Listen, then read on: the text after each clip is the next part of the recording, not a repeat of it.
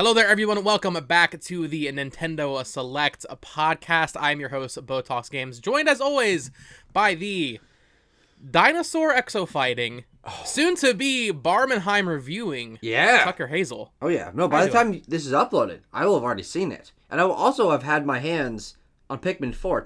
This is a turning point for pop culture. Sorry, Barbenheimer. Gotta get it right. That's a great point. That's a great point. Slip the Pikmin in there. Yeah. Are you?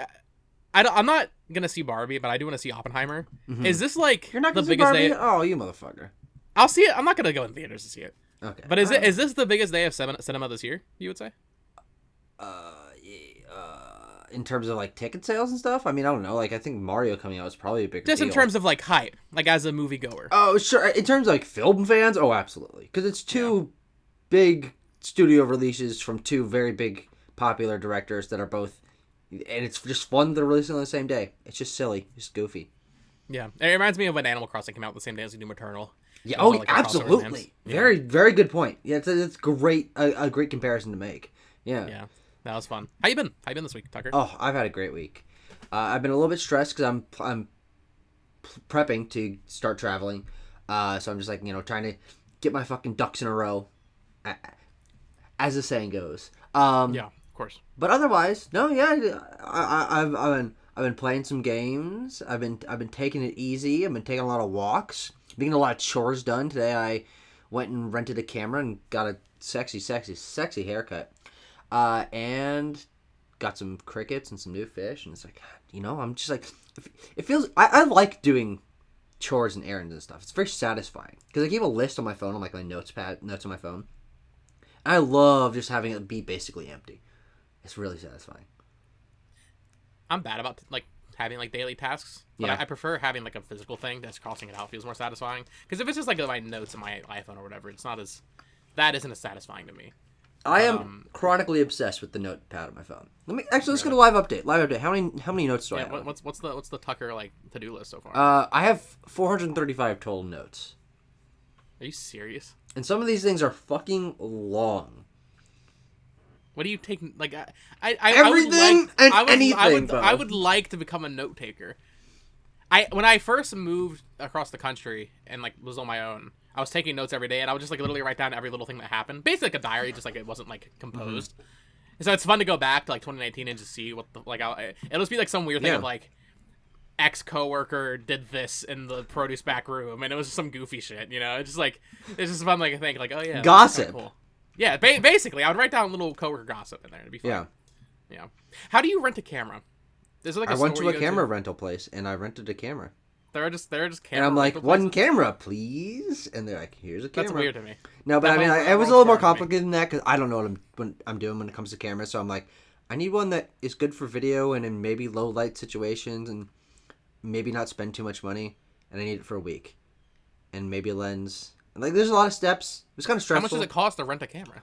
Well, I'm going to be reimbursed because I'm recording. Well, yeah. I'm filming a wedding. So I'm not fucking paying for that. I better be paid. I actually don't know. Because it's like my girlfriend's cousin, so like I don't know if I'm going to ask her for money, but whatever. What was the question? How much it cost? I think it's going to be like $250 for a week. And that's the camera and a lens. So it's not too bad, all things considered. Because like buying a camera is like $3,000. So $250 for a solid and nice one for a week with a lens. Yeah. What if you get too turned up at the reception? And I fuck it up. And you break the camera. I don't really get turned up. I mean, the most turned up I get is wearing this shirt. I was gonna say you look like you're ready tonight. Oh yeah. But tonight is Barbie and Oppenheimer. That Barbie, Oppenheimer, Pikmin is the most like that. You know the meme of like getting dressed up for a fucking episode 210 of One Piece or whatever, and then like my dad's funeral, and you're like fucking wearing. This is me here. This is Barbie, Oppenheimer, Pikmin, and then I'll just be. I will actually wear nice clothes to the wedding. I know. You guys are all jump down my throat, but this is.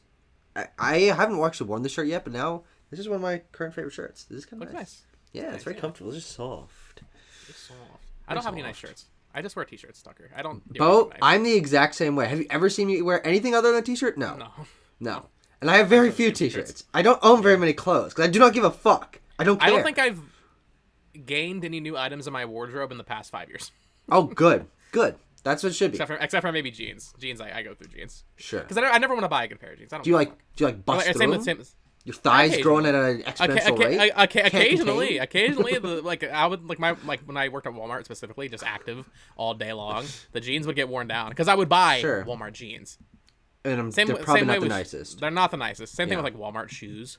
I don't buy nice shoes. I don't give a fuck. I'll just buy a new pair of shoes every 6 months. I don't care. Of course, this is the Nintendo Select Podcast. Oh yeah, your weekly dose of Nintendo news. Follow us, Apple Podcasts, Spotify. Join the Discord. Ask us questions in there. Communicate with us. It's a great place full of a few dozen people, maybe 2 dozen people. A couple. Exactly. Yeah, there's a few folk in there talking about Pikmin and Pokemon Sleep.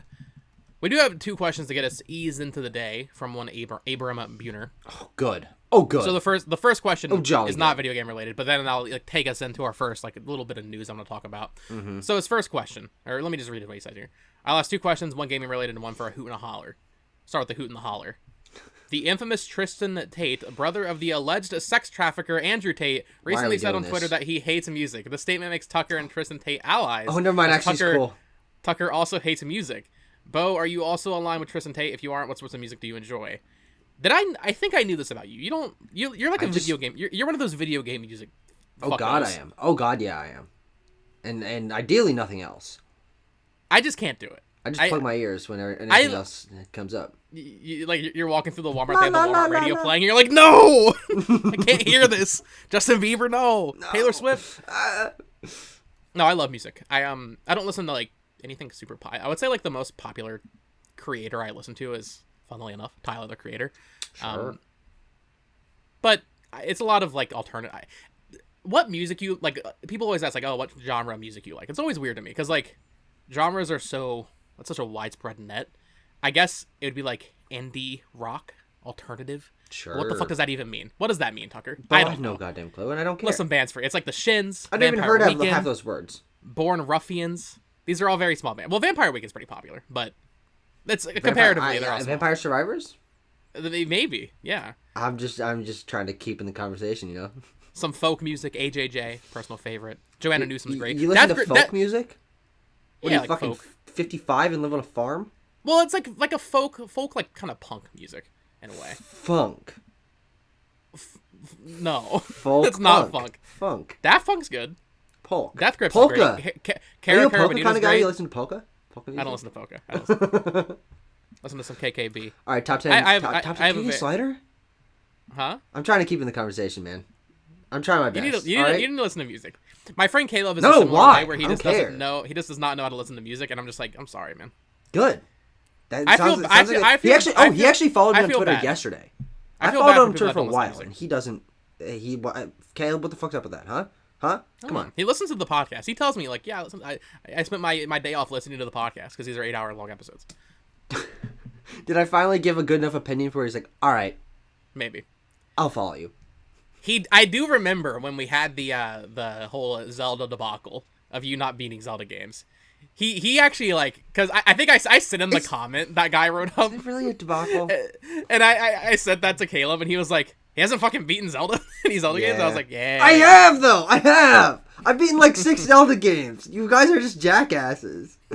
Your standards are too high. You gotta lower those standards. In life, just in general. This is the NS. In general. This is our NS advice column for today. Lower your standards. Come on. Across the board. Exactly. Have no standards for anything. Like for your podcasts. You listen to us, aren't you? Abram did have a second question, though, which leads us into our first talking point that I wanted to get to, which is Pikmin 4, and there's a bunch of interviews. He said, in Nintendo's Ask the Developer series for Pikmin 4, Miyamoto elaborated on his confusion as to why Pikmin isn't more popular. It's a candid admission, and one that he and the other devs used to contextualize concessions made in 4, namely to things like difficulty that will hopefully attract a new audience. Do you think that Metroid Prime 4 could similarly be retooled to be more accessible to a bigger mainstream audience? Part of me wonders whether the HD versions of Pikmin 1 and 2 are designed to placate hardcore fans, as the Pikmin devs themselves advocate for newcomers to start with 4, not these HD remasters, whereas 4 represents a new path forward. It makes me consider whether Prime Remastered and the rumored Prime 2 Remastered are designed with a similar intent in mind ahead of a more casual 4th entry thoughts. So I think, Abram, I believe you actually wrote in with a similar question around the time, maybe last direct when we saw Pikmin 4, talking about the naming convention of Prime 4, whether we think it'll have a 4 on it. I think Prime 4 will... Is Prime hardcore? I would argue that Pikmin... But I would argue Pikmin is just because of the way its time mechanics work. Maybe it's not actually hard or anything, but from the outside looking in, I think it's a more stressful looking game than Prime. I would agree with that, especially because RTSs are a less popular genre, just in general. I have a lot of experience with first-person shooters, believe it or not, in my day. And so when I see Metroid Prime, I'm like, okay, yeah, it's a little bit more exploratory, and it's got sort of upgrades of Metroid. But at face value, I'm like, Metroid Prime is a significantly worse game than every Pikmin game, I would say. But worse than Pikmin 1, not in that. Easily. By magnitudes. God, Metroid Prime getting me sidetracked. But I think that Pikmin in its genre is more hardcore, and its aesthetic, obviously it isn't. But they're actually, when you really think about it, basically commensurate. Because what they really are niche versions of niche genre, or like niche franchises that Nintendo fans really love. And so they're basically equally popular in terms of sales. Of course, Metroid has had more games, but and I would say maybe Pikmin has a more consistent review scale. I don't know. But these franchises no one cares about except for Nintendo fans, so they're just by default hardcore.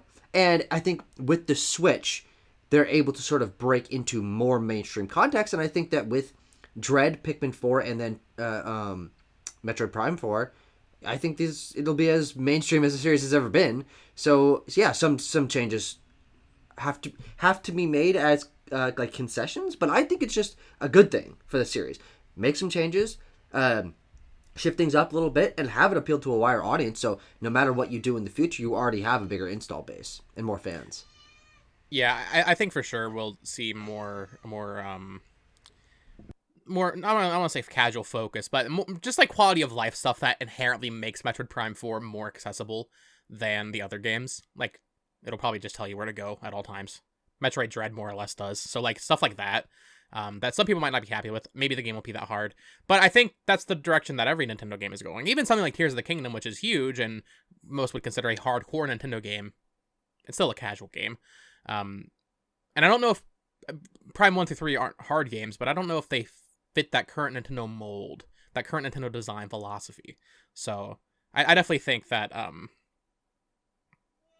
Tucker, what are you doing? I meant to unmute myself. All right, here's the problem. I was eating a snack, and also the cat was meowing, so I muted myself. And then when I finished chewing and I was going to say something, I went to unmute myself, but I clicked. Like I was like, oh, I need to unmute myself on Discord. That's not true. It was here. And then I missed, and I clicked on the video, and it fucking turned into like an infinite mirror. That was fucking crazy. That was cool. But what I was going to say is the definition of hardcore game is so fucking nebulous. Because when you really think about it, okay, a game like Pikmin is pretty casual in terms of its appearance, but it's a little more hardcore in terms of the genre that it's taking on.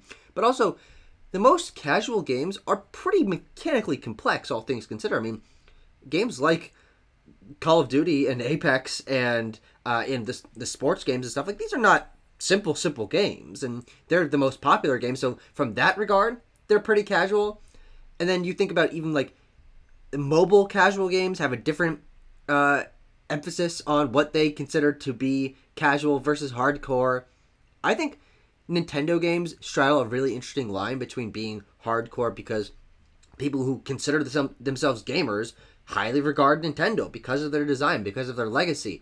But also, most casual gamers also like Nintendo. Whether that is their like explicitly casual software from like EPD4, like Nintendo Switch Sports or 1-2 Switch, or just the fact that Mario, Pokemon, Zelda, and Kirby are popular franchises with fun, cute characters. Like, what does hardcore and casual actually mean? These terms are so fucking nebulous, and each one applies to each series in different ways. It's never something I really think about when I'm considering games. Sure, yeah. To the point though, I do think Prime 4 will be more accessible. I guess is the better term for that. More approachable. And as we're hearing with these Pikmin 4 reviews, apparently that is definitely the case with Pikmin 4. Yeah. But Abram touched on the Ask the Developer series, this interview series they're doing with the developers. I just wanted to bring this up. There's just a ton of really cool facts about the history of Pikmin development in this. Yeah. I'm not going to go through everything. We got some prototype Pikmin designs. They're really funny. They're really funny. I really hope these... They're kind of like Tim Burton-esque, kind of like creepy, like... Well, they're right. suspicious of the world. Right. Well, that they actually specified that Tim Burton was an inspiration. Really? Oh, I didn't see that. They actually said that, yeah, and there was some art with that. They mentioned Fantastic Planet as inspiration, which is fucking just awesome. Do you know what Fantastic Planet is? Yeah, no, I've seen it. I saw it a year ago. Cool, yeah, cool. It was. I don't know. I think it popped up on my home screen on my TV on like some really weird. It's a very random movie for you, a person who doesn't watch movies, to watch. It popped up somewhere. I don't. And my it's girlfriend an older was like, animated surreal French movie. What the fuck? Yes, I have seen. I saw Abram tweet about it, and I was like, "Oh, Fantastic Planet! I know what that is." Hey, I understood that reference. Yeah, I was like, "Oh, I know what that is." Weird movie. But just other stuff about Pikmin 1. Miyamoto was working on the reveal trailer right up to its showing at E3 2001. But when the game was shown at E3, only one stage had been completed, which is interesting because the game released in December of that year, which means they basically made the fucking game in 6 months.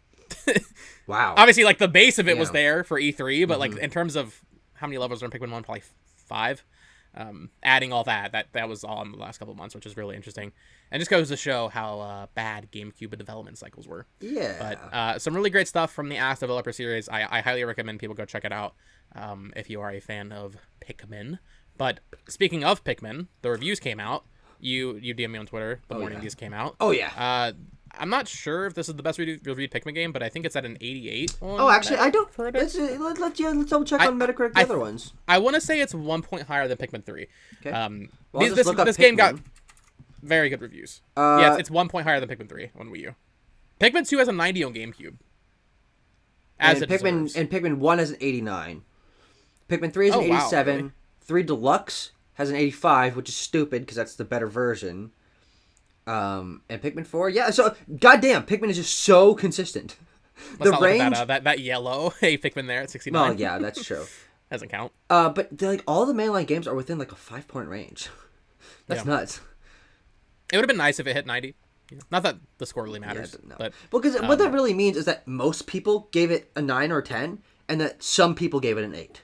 Yeah, it got more 10s than I expected. I wasn't expecting this game to get 10s, personally. Because it's Pikmin. I mean, I don't know. Pikmin's not something I'm excited to play this tomorrow. Yeah. And I know it'll be like in my probably top 5 of the year. But it's not a game I just get fucking hyped for. You know? Mm-hmm. It's Pikmin. It's Pikmin. I can't just sit here and be like, yeah, glow Pikmin. But I'm very excited. We'll have thoughts next week. Unfortunately, when you're seeing, the game's out when you're seeing this. Yes. But we cannot play it because we record on Thursdays. There's a possibility that people will be playing Pikmin while listening to this, and I think they should. Frankly, they should. I saw some people say that to 100% this game, it's 40 hours. That easily makes it the longest Pikmin game. Oh, I mean, even baseline, I've heard 20 to 30 for just a normal campaign. Yeah. And I've heard that it has the best post game content in the series. Yeah. Maybe that's some of the best content. We may be eating. That's all I'm saying. Bo, we may be having a meal. Bo, we may be having a meal. Bo, you should fast for the rest of the day because we've got a big meal coming in tomorrow. Right. Don't have the Bo meal, have the Bo fast.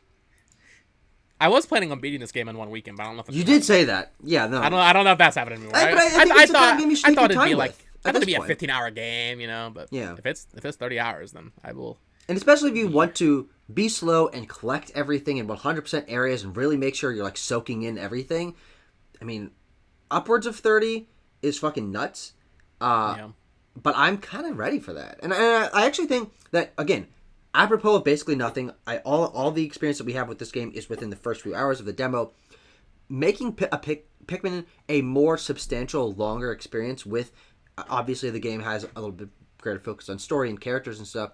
For me, that is a big confident step forward for the series. I love the Pikmin games, and 1 and 2 are both great, but their simplicity kind of holds them back for me. That's something that I wrestle with in terms of focus and simplicity being a merit, certainly, for certain things, but I often prefer things to feel a little more substantial and wide-reaching, especially with the quality of development that Nintendo has. A lot of my favorite Nintendo games are the ones that are pushing their series forward, adding things, being bigger than what came before, and Pikmin 4 definitely seems to be that. Yeah, it's cool that the Switch is getting games like this. Oh, yeah. So late. air quotes, into its life cycle, which is just awesome. More franchise boundary pushing games, please. Always a fan of that. You know what else I'm a fan of, Tucker? My god dang favorite game release this whole week here. Pokemon Sleep is now available, Tucker. Oh yeah.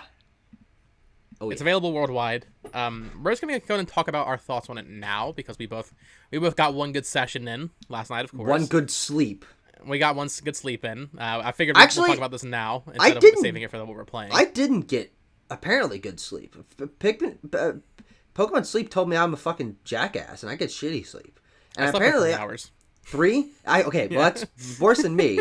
But not by too much. I only slept for 5.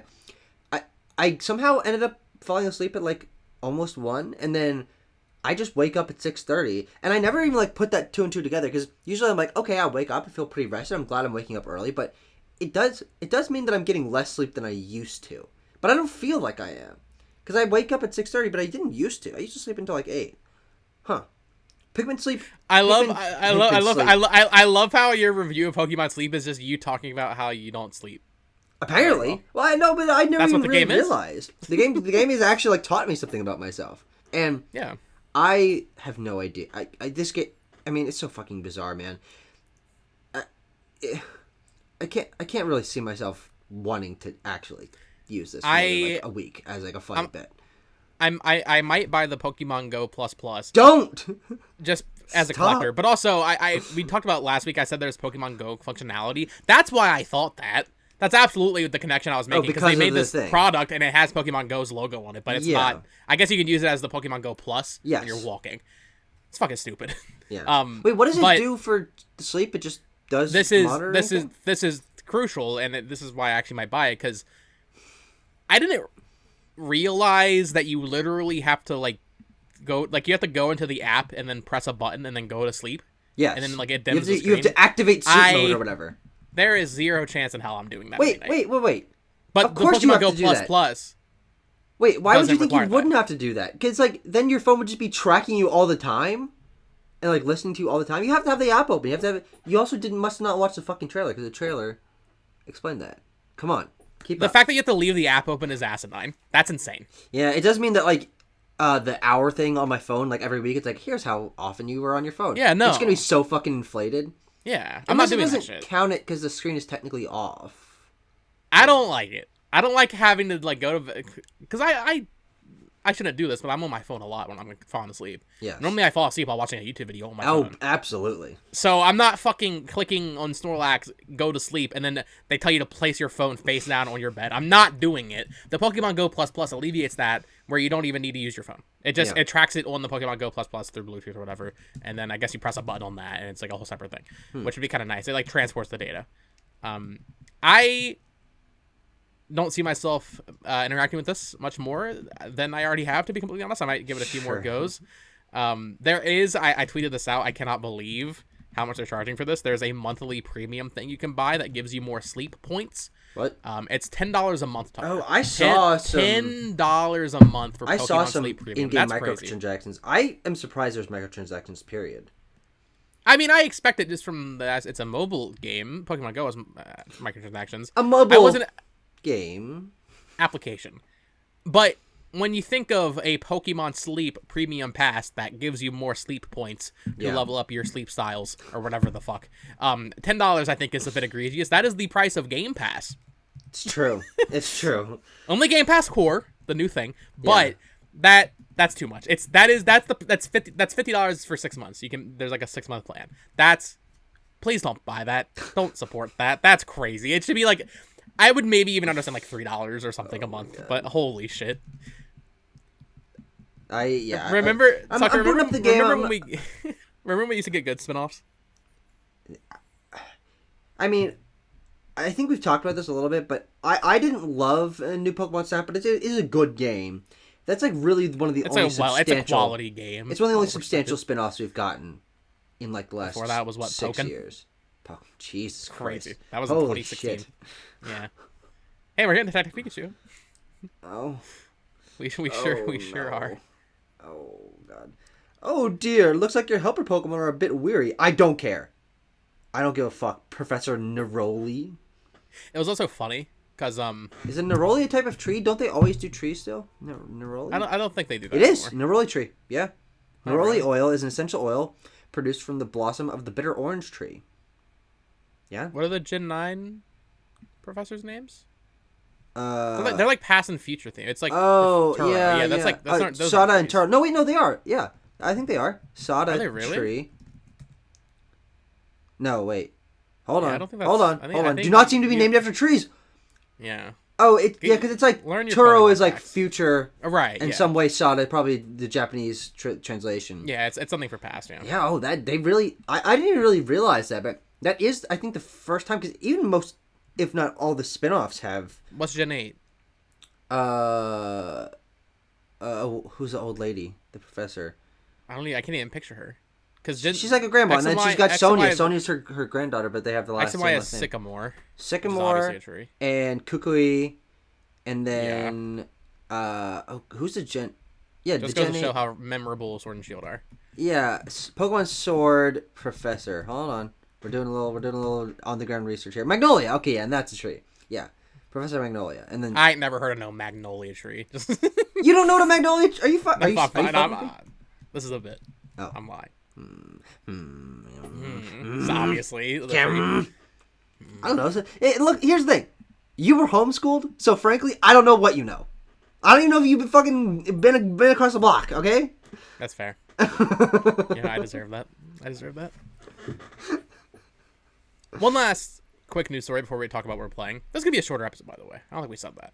Yeah. We're keeping it a little concise this week. You got Barbenheimer. I gotta get out of here and do Barbenheimer in 3 hours. I gotta actually make videos, which I have not done in a while. It feels like so. We're wrapping up quick. Just wanted to mention it. Microsoft. I think we talked about it a little bit last week. The FTC, whatever the fucking terminology is, they basically Microsoft is clear to acquire Activision in the U.S. They got approved in New Zealand. The only place they're not approved in right now is the U.K. Originally, the deal was going to close on July 18th. That has been pushed to October 18th. They keep extending it. Tucker's taking his food break while we talk about Activision acquisition. So it'll probably close before that, assuming they can figure out what's going on with the CMA and the UK and all that. But just wanted to mention it because this is very important for Nintendo. In fact, I think people are not talking about how important and how big of a deal Call of Duty coming to a Nintendo platform is. If Call of Duty comes back to Nintendo, I think that paves the way for pretty much every third-party game. Like, I think that would... assuming the next console is, as rumors and speculation suggests, it's going to be as powerful as like a base PS4. If it's that powerful, I think there's basically no excuse for third-party stuff to miss it at that point. Yeah, we'll start getting ports of Call of Duty Ghosts and Assassin's Creed Rogue. We'll get the Black Flag remake. Is Black Flag's not on Switch? It is. Okay, yeah. I can't remember which Assassin's Creed games got ports. I know 3 got a remaster. I think all of them except for the Origins and Unity. Everything pre-Unity. That's not fucking true. Hold on. Ezio trilogy is on there, which is 2, Brotherhood Revelation. 3's on there. 4 is on there. 1's not on there. 1 hasn't been... For some reason, 1 hasn't imported anything. Assassin's Creed. Yeah. And then Rogue is on there. It's a 2-pack of Rogue and Black Flag. Yeah, and then yeah, Unity came out. That's what Unity's where. And then Odyssey has a I was gonna say Odyssey cloud version only in Japan. Yeah, that's important. I guess you're right. Is Revelations on there? Yeah, that's part of the Ezio trilogy. Oh, okay. But I have no goddamn clue about any of this. The only ones I played are 2 and like half of Brotherhood, and then I fucked around with Origins and Odyssey. Every Assassin's Creed game playable on Switch. Yeah, Black Flag, Rogue, 3, 2, Brotherhood Revelations, and Odyssey. Okay, actually, well, I think in my mind there are like fucking 40 of them before you get to Odyssey and Origins. Sure. It does feel that way. Yeah. Like, there's a lot of Assassin's Creed games. Because there also are a lot of spin-off ones. They don't do spin-off ones as much anymore. Chronicles. But they used to do a lot of them. India, the fucking DS ones and PSP ones and all that shit. Oh my god, there were DS Assassin's Creed games, weren't there? Yeah. That's crazy. Yeah, and there were, I think, there was a Vita exclusive one maybe? I don't know. That was Liberation, which might be on Switch also? You. No fucking shot. It's definitely on PS4. Like, it definitely came to the consoles, but... Huh. Okay. Bo, when will one of us become an Assassin's Creed guy? Mirage I've is the tried. closest I've been interested in a modern Assassin's Creed game. See, that's interesting because they're turning me off again. I think the Origins evolution of Assassin's Creed. I know it's just an RPG now. That's the best thing they ever did. I think Assassin's Creed 2 and Brotherhood, like they're fine games, but just make it an open world RPG. Maybe don't bloat it as much. That's too much. But I don't like stealth. I don't like jumping in the haystack. I think the combat from what I played of Origins and Odyssey were actually pretty good. But they're just too big for me. You know. I've become a Call of Duty guy. Now I need to become an Assassin's Creed guy. Sure. Neither of these are healthy ideas. Okay, Call of Duty, man, Call of Duty. You say like 3 times every time I talk to you how unhealthy Call of Duty is for you and your life and how much you hate it. I love Call of Duty. Well, talking about this Activision merger more, it is funny. I don't know if this is confirmed information. Charlie Intel is a really popular account on Twitter. Charlie Incel? Charlie Intel, not an incel. They're basically like the Twitter account for like Call of Duty news, also Modern Warzone. I don't think I follow them. I might as well. Yeah, it's a great account for following Call of Duty stuff. But they tweeted out that apparently Microsoft is the one that went in and fixed the servers for the older Call of Duty games on 360. Yeah, which is interesting. Yeah, I don't know if Activision could have done it in that case. I don't know how that would make sense. Why wouldn't Activision be in charge of their own servers? It's not like they had. I don't know what's going on with that, but if Microsoft was the reason that shit was broken for the past 5 years. And now they're conveniently fixing it, getting it ready for Game Pass. What a coincidence! Fuck you, Microsoft. Fuck you. But that being said, I have had a lot of fun playing the older CODs and going back there because they have You've been playing a lot of them. Every time I open up the app, when you weren't playing Exoprimal, you were on Black Ops 2, Black Ops 1. You were on a Call of Duty. My Modern Warfare trilogy's packed away somewhere, but been playing Black Ops 1 and 2, and dude, so good. Not that many hackers either. There are hackers, but not too many. But. Yep. This will hopefully all be over soon. This Activision acquisition. I'm tired. I'm tired, boss. It's been almost 2 years since it was announced. That's crazy. That is nuts. Just get it over with. Honestly, I'm just excited to see how this impacts everything, and I do think that it will have some sort of effect on Nintendo, which will make this podcast more diverse and interesting going into the future. I mean, the idea that we can now just... I talk about Call of Duty anyway, I know, but we can like talk about Call of Duty news, and it will actually apply. Though I think I kind of doubt that like current Call of Duty games will come. They've already said that's confirmed. It's in the contract. Oh, that's the Call of Duty is going to come day and date to every platform, including Nintendo. Specifically, in that one contract, Phil Spencer mentioned the Switch. Okay. Now, I don't know how the fuck that's gonna happen. Yeah. He even specified. There's always like the caveat, people being like, "Oh, it's gonna be this." He even specified it's not gonna be a cloud version, which is like the one thing I would think that maybe they would do. But no, apparently it's gonna happen. I don't believe they're coming to Switch. Which poor fucking team is going to be put on the Call of Duty Switch ports? I feel bad for them already, and they don't even exist Probably Raven. Yet. Probably Raven. Treyarch used to do the Wii and Wii U ports. Did they? Yeah. I don't know. I imagine whatever team that was doing that is long like been merged into something else. But I'll be very curious to see what happens. I don't expect them to come to Switch. I will say, even though it's in that one contract, I'm not expecting that. I would expect next console Call of Duty will come day and date. But maybe some ports. That'd be kind of cool. Just put Black Ops 2 on Switch. Jesus Christ.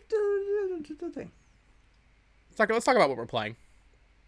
Now, I unfortunately have only, aside from Pokemon Sleep, been playing one game. But it was a very good game.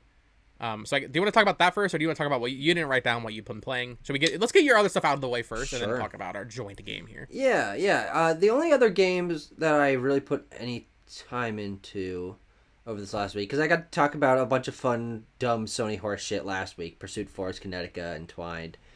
I did one more of those this week, which was Destruction All Stars, and I played Destruction All Stars because it was the last of the 3 physical PS5 games that I own that I hadn't tried yet. And also because it's kind of the only Sony published game this generation that is of zero fucking consequence and no one gives a shit about. And so I popped it in and I started it up, and it's got, this fun opening cutscene with all these kooky characters jumping into cars, and then you start up the game, and it's like choose your game mode, choose your character. Here's fucking battle pass. Here's a goddamn go buy a skin. This is a battle pass. Oh yeah, Is it, like, this is a very microtransaction-y game. Is this game still getting updated? It has not gotten. It hasn't gotten updates since like last summer. The forever battle pass. Or no, okay, maybe it's not an active like current battle pass, but you like unlock things over the course of. You can still like buy it and unlock it. But so it's a car combat game where you choose a character that has different abilities when they're on foot, because you can hop out of your car, run across the arena, jump into another car when your car is about to like be destroyed.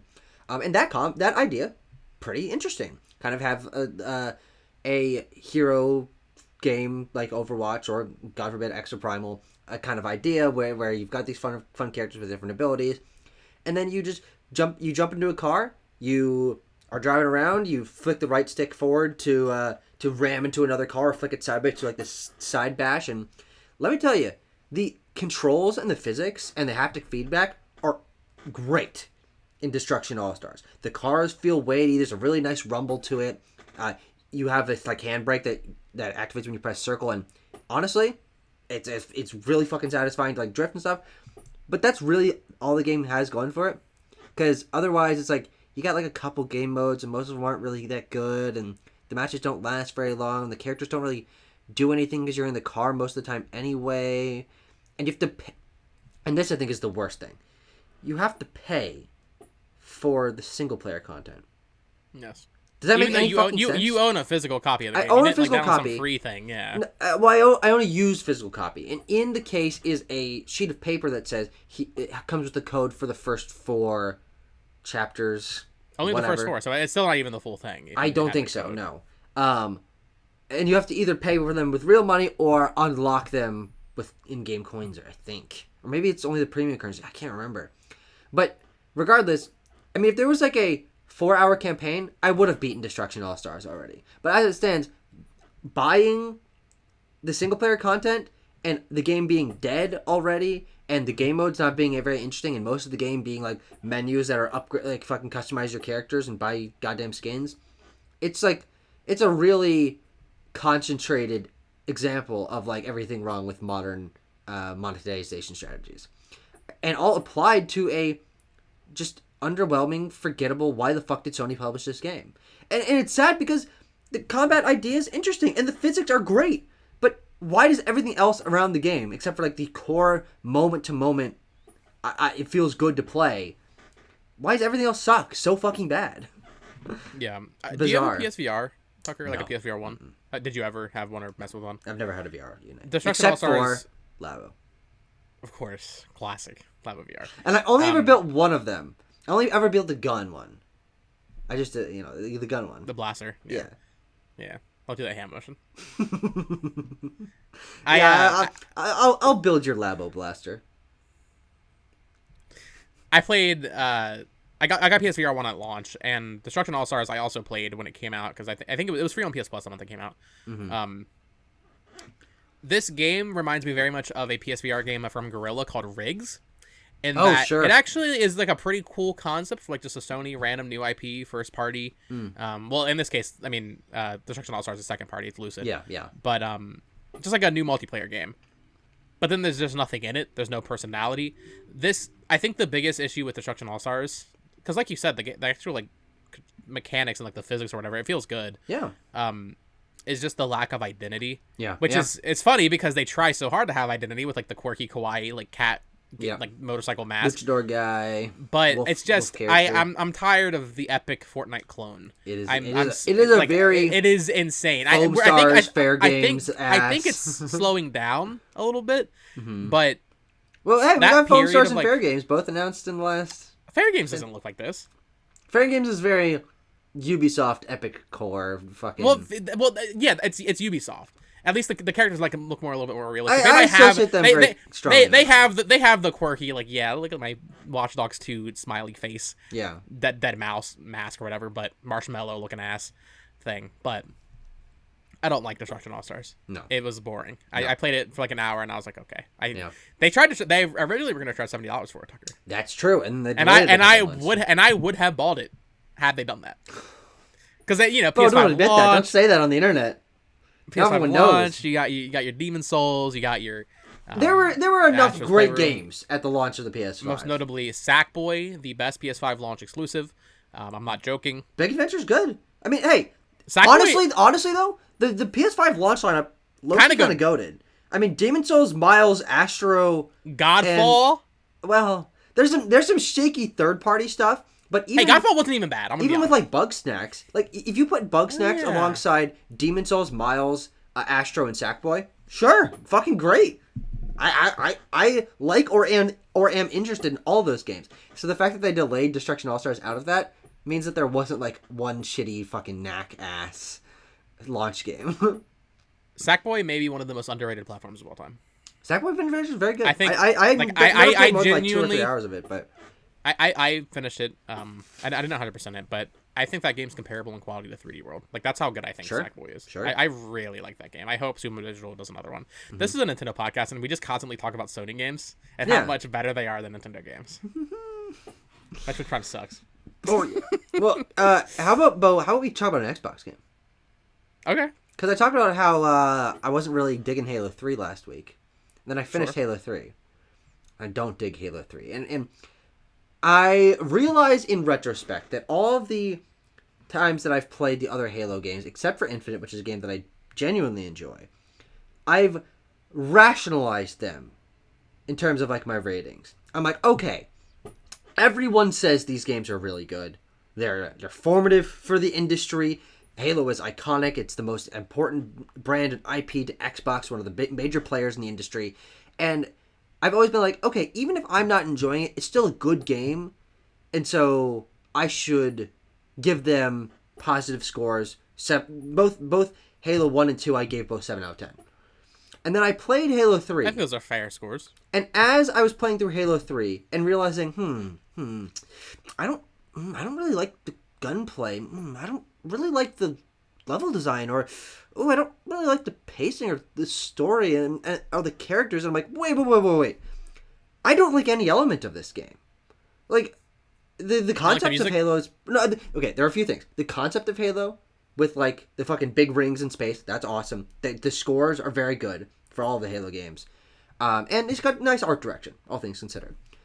But basically every other element I have significant issues with and would critique heavily, and did in my very long backlog review. And so I realized, no, I don't think these are good games. I did not enjoy my time with it.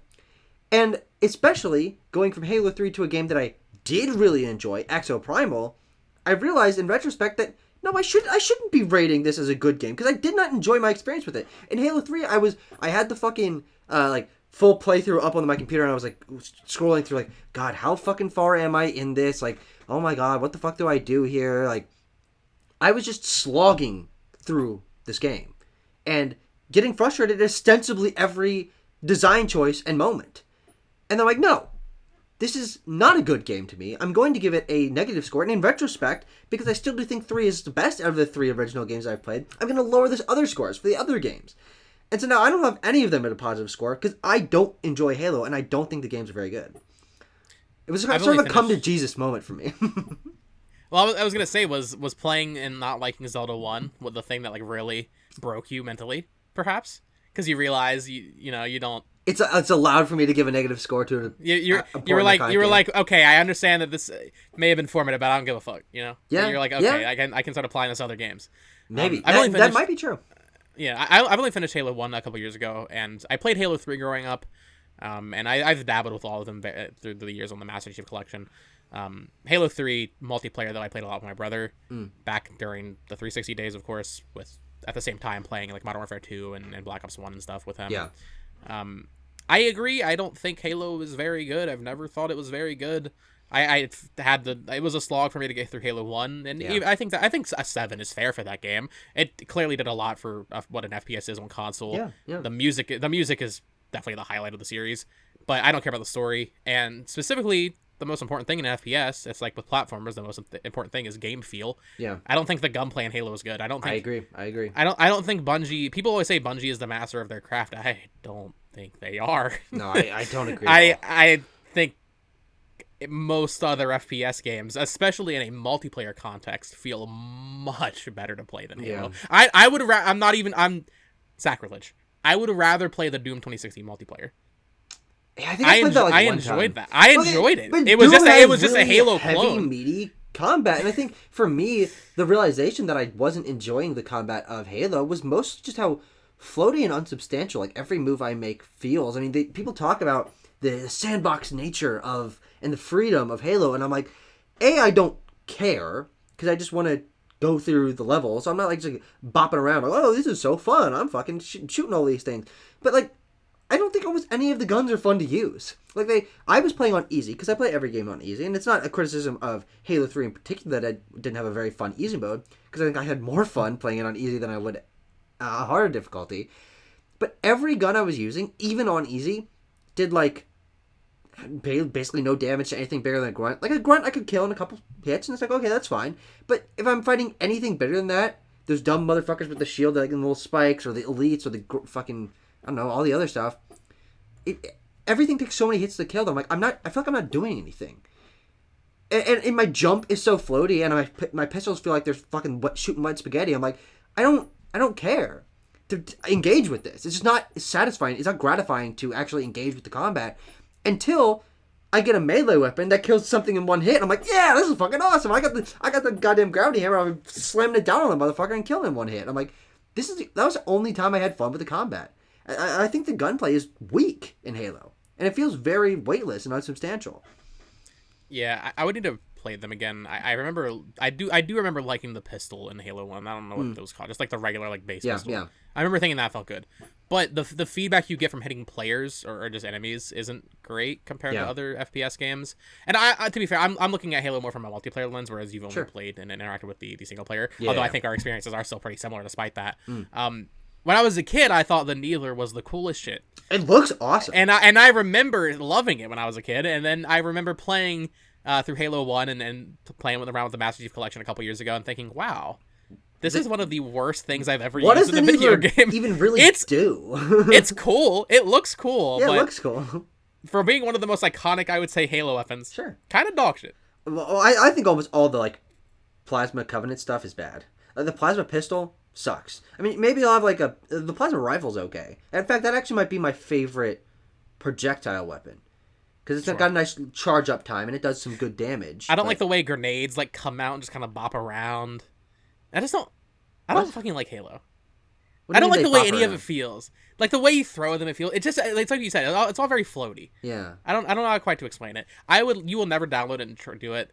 I would love if you downloaded Splitgate, a game I mentioned in our Extra Primal discussion on your channel, which you should go check out. I would love if you download it and just play a couple matches of the multiplayer. It is so much better than Halo. It's not even fucking funny. Now, it's not even close. Is Splitgate is still available on? Yeah, it's on everything. I played it a few months ago and it actually saw players. I downloaded it. I was like, is this still alive? Splitgate, for those listening, it was a indie developed game back in 2021 that had a huge surge in popularity before Halo Infinite came out. It's basically Halo with portals from Portal, and that was one of the most fun it's free to play. Oh, I didn't realize experiences that. I've had in a while. Yes. Oh, okay, cool. It does everything Halo does. Yeah. Just much. Well, yeah. If I can find it, I might just I'll have it download on my Xbox right now. I mean, I'm probably not going to play it, but play it before I leave. But maybe when I come back next week and I've played so much Pikmin 4 that I want something like else to spice things up. I just want you to feel it. I just want you to feel how your character controls. Yeah. Because I promise you it's better than Halo. No, I mean, the interesting thing is I don't consider myself someone who's like super into FPS games, but I've played a lot of them. I mean, and I can tell you many games that I find to have more responsive, engaging combat and gunplay than Halo. I loved Half-Life 1. I loved Doom. I loved Wolfenstein. Titanfall 2. These are Overwatch. These games have great, responsive, meaty combat and gunplay. And Halo just does not do what those other ones do, and frankly, I personally think it's worse for it. Yeah. Destiny's a little bit better, but it's still not. Never tried Destiny, so I can't critique Destiny. I assume that it's somewhat similar, but it might be better to me. It definitely, you can tell it's by the same creators. Sure. For better or for worse. So yeah. Talk about Sony. Talk about Xbox. Yeah. Can I talk about Indie? That is only actually available on PlayStation. But I platinum. Oh, is it really? I didn't know Viewfinder. Well, it's also on PC. on Steam. Oh, sure. But Viewfighter just released about 3 days ago, and I got the platinum already because this is a very short game, but it is, I think, totally worth it. It took me about 4 hours to get the platinum. I was using a guide to like find some of the collectibles I missed and like tell me which level to go to like do some of the secret challenges or whatever. But Viewfinder, for those who are unaware, is a game that plays with perspective in that you have a camera and you can take pictures and it prints out a Polaroid, and when you hold up the Polaroid, the way that you're looking at it in the environment, if you place it, it replaces the actual environment and creates depth where there wasn't before. And you're able to really mess around with reality, and it plays with light and color in very interesting ways, and it is short, but I think it does quite a bit with its runtime, and I found it to be very satisfying. Yeah, I don't have much to add. I think this game looks great, though. I don't think I'm going to buy it. I think this... Sure. There are certain games, when I look at it, I can tell it'll be a PS Plus game. This is absolutely one of those games, whether it's one of the base, like, tier 2 free games every month or be it on the collection. This will be on there, similar to Stray. Yeah. So I'll play it then. It looks really great, though. It got incredible reviews. Really great concept for a game, so yeah. Plus 4 hours, 4-hour platinum. Yeah. Yeah, and I think it's definitely worth the platinum because what this game, I think, lacks in length, it makes up for it in charm. The story and voice acting themselves are nothing to really write home about, but where this game hides its charm is in its secrets. Almost every single level has a secret little postcard that you can pick up that when you place it down has a different art style, or it's a painting that does something in an interesting way. There's like a Tetris one and Tetris blocks fall, or there's like a cartoon one and it has cartoon physics. You like place down a barcode and it's like this whole forest and like the barcode things have like leaves on them. It's like it really is inventive with the way that it treats its concept. Once you go digging for it, you can almost, as I said, almost every level has like a hidden trophy in it, which is really, really cool, and it makes you like pay attention to the environment and consider like what the ability of them to like place down this 2D image and turn it 3D can do, and they take it to the end. And especially by the end, once you've got like a really good handle on this, the game is not particularly challenging, but I think that's because it's very intuitive and it's very satisfying to figure out these puzzles, even if they only take 2 or 3 minutes a piece of the levels. I found the mechanics and the pacing of how it's teaching you its mechanics to be super, super intuitive and very satisfying and super clever. It's just a well done, like unique idea. It executed on very well in a short amount of time. Doesn't overstay welcome. It has a very unique art style. I dig it all around. Yeah, I'm definitely excited to try this. I just had a thought though. People recently have been very critical of PlayStation and its support of indie devs. I think they've actually been killing it. They've been doing fine, yeah. Year. I was gonna say, in terms of, I don't like, yeah, okay, if they're paying for exclusivity or whatever for any of these, that sucks. But that's what Stray, Sifu, Humanity, Sifu, Humanity. I was gonna mention this. That's a pretty nice run of indie games every couple months. I feel like that is exclusive to PlayStation. Not that Xbox is doing bad by any means. I mean, I know that with Game Pass and all that. And I know that they're trying to court indies more. You got Vampire Survivors on Xbox first, which is one of my favorite games of last year. But PlayStation... Canna Bird of Spirits also? Canna was good. Yeah, I still need to play that. I think Canna bridges, pun intended, more into like a AA space. That's a bit much. But sure. Also, Chia, the Pathless. Yeah, Chia I heard was pretty good. I'm still waiting for that one game. I don't think it's come out yet. Little Devil Inside, and those on the PS5 reveal. Yeah. That game looked really cool. People kind of meme on it, but Goodbye Volcano High. So I feel like Sony's actually doing pretty good. People are doing fine. They're not. It's not the small indies that they were doing at the start of the PS4 generation, but no one's doing that anymore. Which is unfortunate. They're also not publishing them anymore. Sony used to publish a lot of indies. Like all 3 original that game company games, Flow, Flower, and Journey, were published by Sony Interactive Entertainment. They don't do that anymore. Yeah. Shout out to Shuhei. He's repping the he's the reason that Humanity and he's in charge. He knows what he's doing. Yeah, good job. Stuff. Good man, Shu. Yeah. Now, I think we just have one more game to talk about. I did want to shout out real quick. I did finish Final Fantasy All the Bravest. Oh yeah. I beat the Final Fantasy mobile game. It took me about maybe 3 total hours of gameplay time. It's just a game where you rub your finger all over the screen. You're greasy Taco Bell fingers. Your bone wheel fingers. Yeah, you got your Taco Bell cheese sauce on your fingers. You're just slobbering all over your phone. Yeah. Yeah. But I beat that, and then we also beat Tucker together. Yeah. A game that is on Xbox Game Pass. It is. So in fact, we did not play a single game on our Nintendo platform this week, but that's fine because well, that's not true. I played a little bit of Final Fantasy VII on my Switch, but I'm not going to talk about that too much because I'm not going to talk about it. Wait until you. Yeah. Yeah. So I want to really get into it, but also, I was like playing some of it, and then I'm like, I can't get into this right now. Pikmin 4 is going to my Pikmin 4 cartridge is going to be popped in, and then nothing else is going to be launched for like 2 weeks. Yeah, kind of in waiting mode. Well, because we finished, as we're going to talk about, Exoprimal. Yeah. And then I was optimistic I would have time in between finishing that and Pikmin 4. I would have time to maybe go back and finish 16 or Final Fantasy 3, which I do need to get back to. I'm not going to let those games, die on the back burner. I will get to them. That obviously did not happen.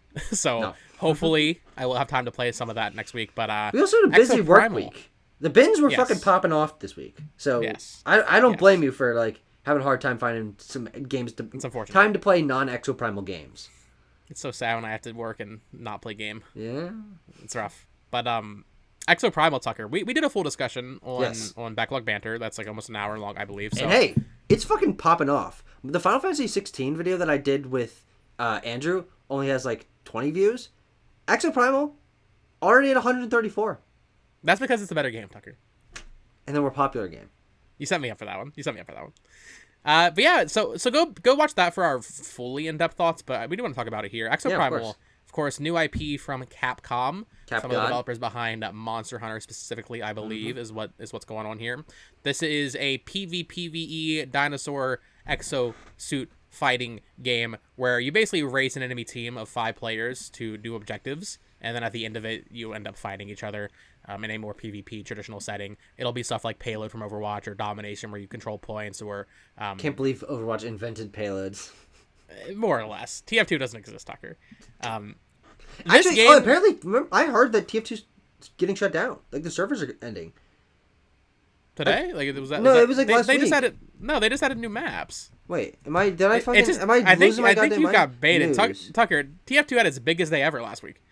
In terms of concurrent players. Wait, I thought. Yeah. Hold on, TF2. I think you saw the exact opposite. Well, how did I possibly? People saying TF2 shutting it down in October. No way. People. Yeah. March 30th. Okay, March 30th it closed on PS3, but no one gives a fuck. Okay. People are questioning.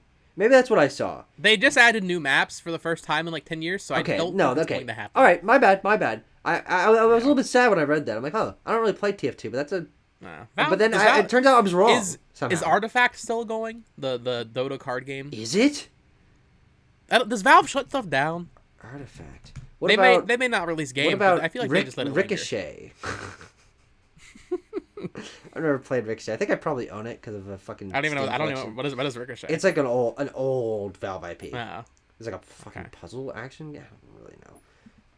Now that's a game that sounds like it'd be for me. Just like some weird fucking thing that a big company made and like no one really cares about. I still talking about Bungie. I do want to eventually play the original versions of Marathon. Sure. That we found out are available. Like just free or something. Mm-hmm. That'd be cool. But Exoprimal, Tucker. This game did not review very well. I think it's like a 63 on Metacritic or something for the PS4 version or PS5 version. This game is great. I really like this game. I think it, as someone who constantly is yearning for a good multiplayer game and has not had that delivered to me in what feels like years, getting this really unique take on this type of a game that also has a story, as we talked about very in depth in the Backlog Banter discussion, kind of like that carrot on the stick. We like finishing games, so getting that best of both worlds of being able to finish the game, but also have a nice weekend multiplayer experience where we play together a lot. We played a lot together alone, or we played a lot alone, I should say. So I really like this game. I will always be Exoprimal's number 2 defender next to you. Sure. I think you're number 1. We can stand alongside each other. I am okay. I'm proud to be its number 1 or tied for number 1 defender, because I think this game is something pretty surprisingly special, and I don't think it's getting enough flowers. The way that it handles a lot of what you expect to be tropey things, but it changes them up just slightly enough to where you're like, oh, this is kind of fresh. Oh, the economy is really loose, and I can kind of just buy skins whenever I want. Like, I don't feel any draw to like be pulled to skeezy microtransactions. Oh, the progression is actually pretty satisfying and varied, and it introduces story and incorporates that in a very unique way that makes me want to see that in other games. Oh, the idea of introducing PvE mixed with PvP and how that bounces out in each match keeps them from feeling repetitive and it's pretty fresh. It's like, wait, hold on, this is just a lot of cool, fun ideas that again, and I was this is what I was trying to say with Halo 3 in juxtaposition is this game I was sitting down to play a little bit of, and then it would be like 4 or 5 hours later, and I'd be like, whoa, it went by. I felt super engaged the whole time. There was a nice gameplay loop, and that is directly in contrast to me playing 20 minutes of Halo and be like, is this fucking level gonna be over soon? This game had a very good one more match mentality with Absolutely. me. I was like, one more. I might as well just grind it out, get another data chip for the story. Exactly. You know? Because you're always on the cusp of something. Whether that is Yeah. unlocking a new data chip or getting just enough money to unlock that next module or the skin you've been wanting. There's a really nice pacing in terms of the progression where you're unlocking all sorts of different stuff. And then you're on the edge of level 15, and on level 15 you're gonna get a story mission that's gonna be something completely new, and then you're gonna get a cutscene, and then you unlock the Nimbus at level 18, so I'll just play until that, and then level 20 actually is gonna give me another cutscene, so I'll just get to that point. And Well, let's clarify. Real Exoprimal fans know that you unlock Nimbus at level 20, not level 18. Oh, you're right. It's 20, 30, and 40. Let's get one thing straight. That's right. Okay. That's right. Maybe you're number 2. I think there was something else at level 18. Can't remember what it was. But probably a module or something. Yeah. But yeah, this game it takes a lot of ideas clearly from Overwatch and other FPS games and like TF2 and stuff like that, but it blends them all together in such an elegant way that it really surprised me. Even coming off the beta, which I enjoyed, I just wasn't expecting to like as much as I did. I think the biggest criticism of the game is it's like a double-sided coin. I think double-edged sword, is that the saying? Double-sided coin. Wow. Find me a coin that's not. I'll try. All right. But that's your homework. What I was saying, yeah. The progression's really cool because you're just doing one more thing to get the next thing. But also, the first like 10 matches get a little repetitive because there's only a couple maps in this game, and they very slowly introduce you to this game's different modes. Yeah. You can only play a war game. On the menu, you just click on war game, and that's you it. just once you beat the game, there's something else. And then it just varies. Choose between PvE and PvP, but you get less experience if you do that. And also, they're basically the same anyway. So what the fuck are you gonna do? Like, yeah, I don't know why you want to just do the random because. I've seen a lot of people criticizing the PvP aspect. Like, I don't like going up against other players. They should definitely have a mode where you don't do that, like entirely, not even like as a race. But also, I thought it was pretty fun. Whenever like that ending of the match, planning out when to use the Dominator, which is when one of your players controls like a dinosaur, or use your ultimate. You just have Overwatch ultimates. Planning that out for the end of the match, when all your 5v5 players come together was I like that a lot. But I do think there could have definitely been more maps that would have helped with variety a lot. And I do think, since this game is getting post-content support, or post-launch support, I hope they do add options for modes. We already know they're going to add some sort of, I forget what it's called, mode with this next update, if you beat the game. It's funny, it actually popped up after you roll credits. It's like, you can now play this, except it's not actually out yet. It's coming out next week. So we beat the game too fast. We did. But if they add stuff like a simple, like, here, if you just want to play PvP domination or something, that'd be cool. It's not really that kind of game, though, so maybe they won't. But, yeah, Exoprimal. I like Exoprimal. Yeah, so do I. It's a good game. What about Nintendo, Bo? Capcom. They don't have anything right Capcom's now. not doing any big new stuff on Nintendo.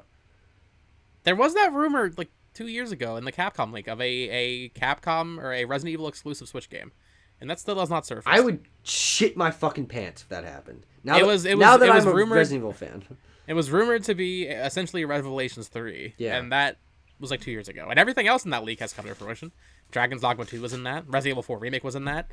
Kinnitsugami wasn't. Like these new IP weren't, but a lot of the stuff was. So maybe that'll still happen. There was also a rumor a couple days ago that Resident Evil 9 isn't coming out until 2025. But that makes sense, though.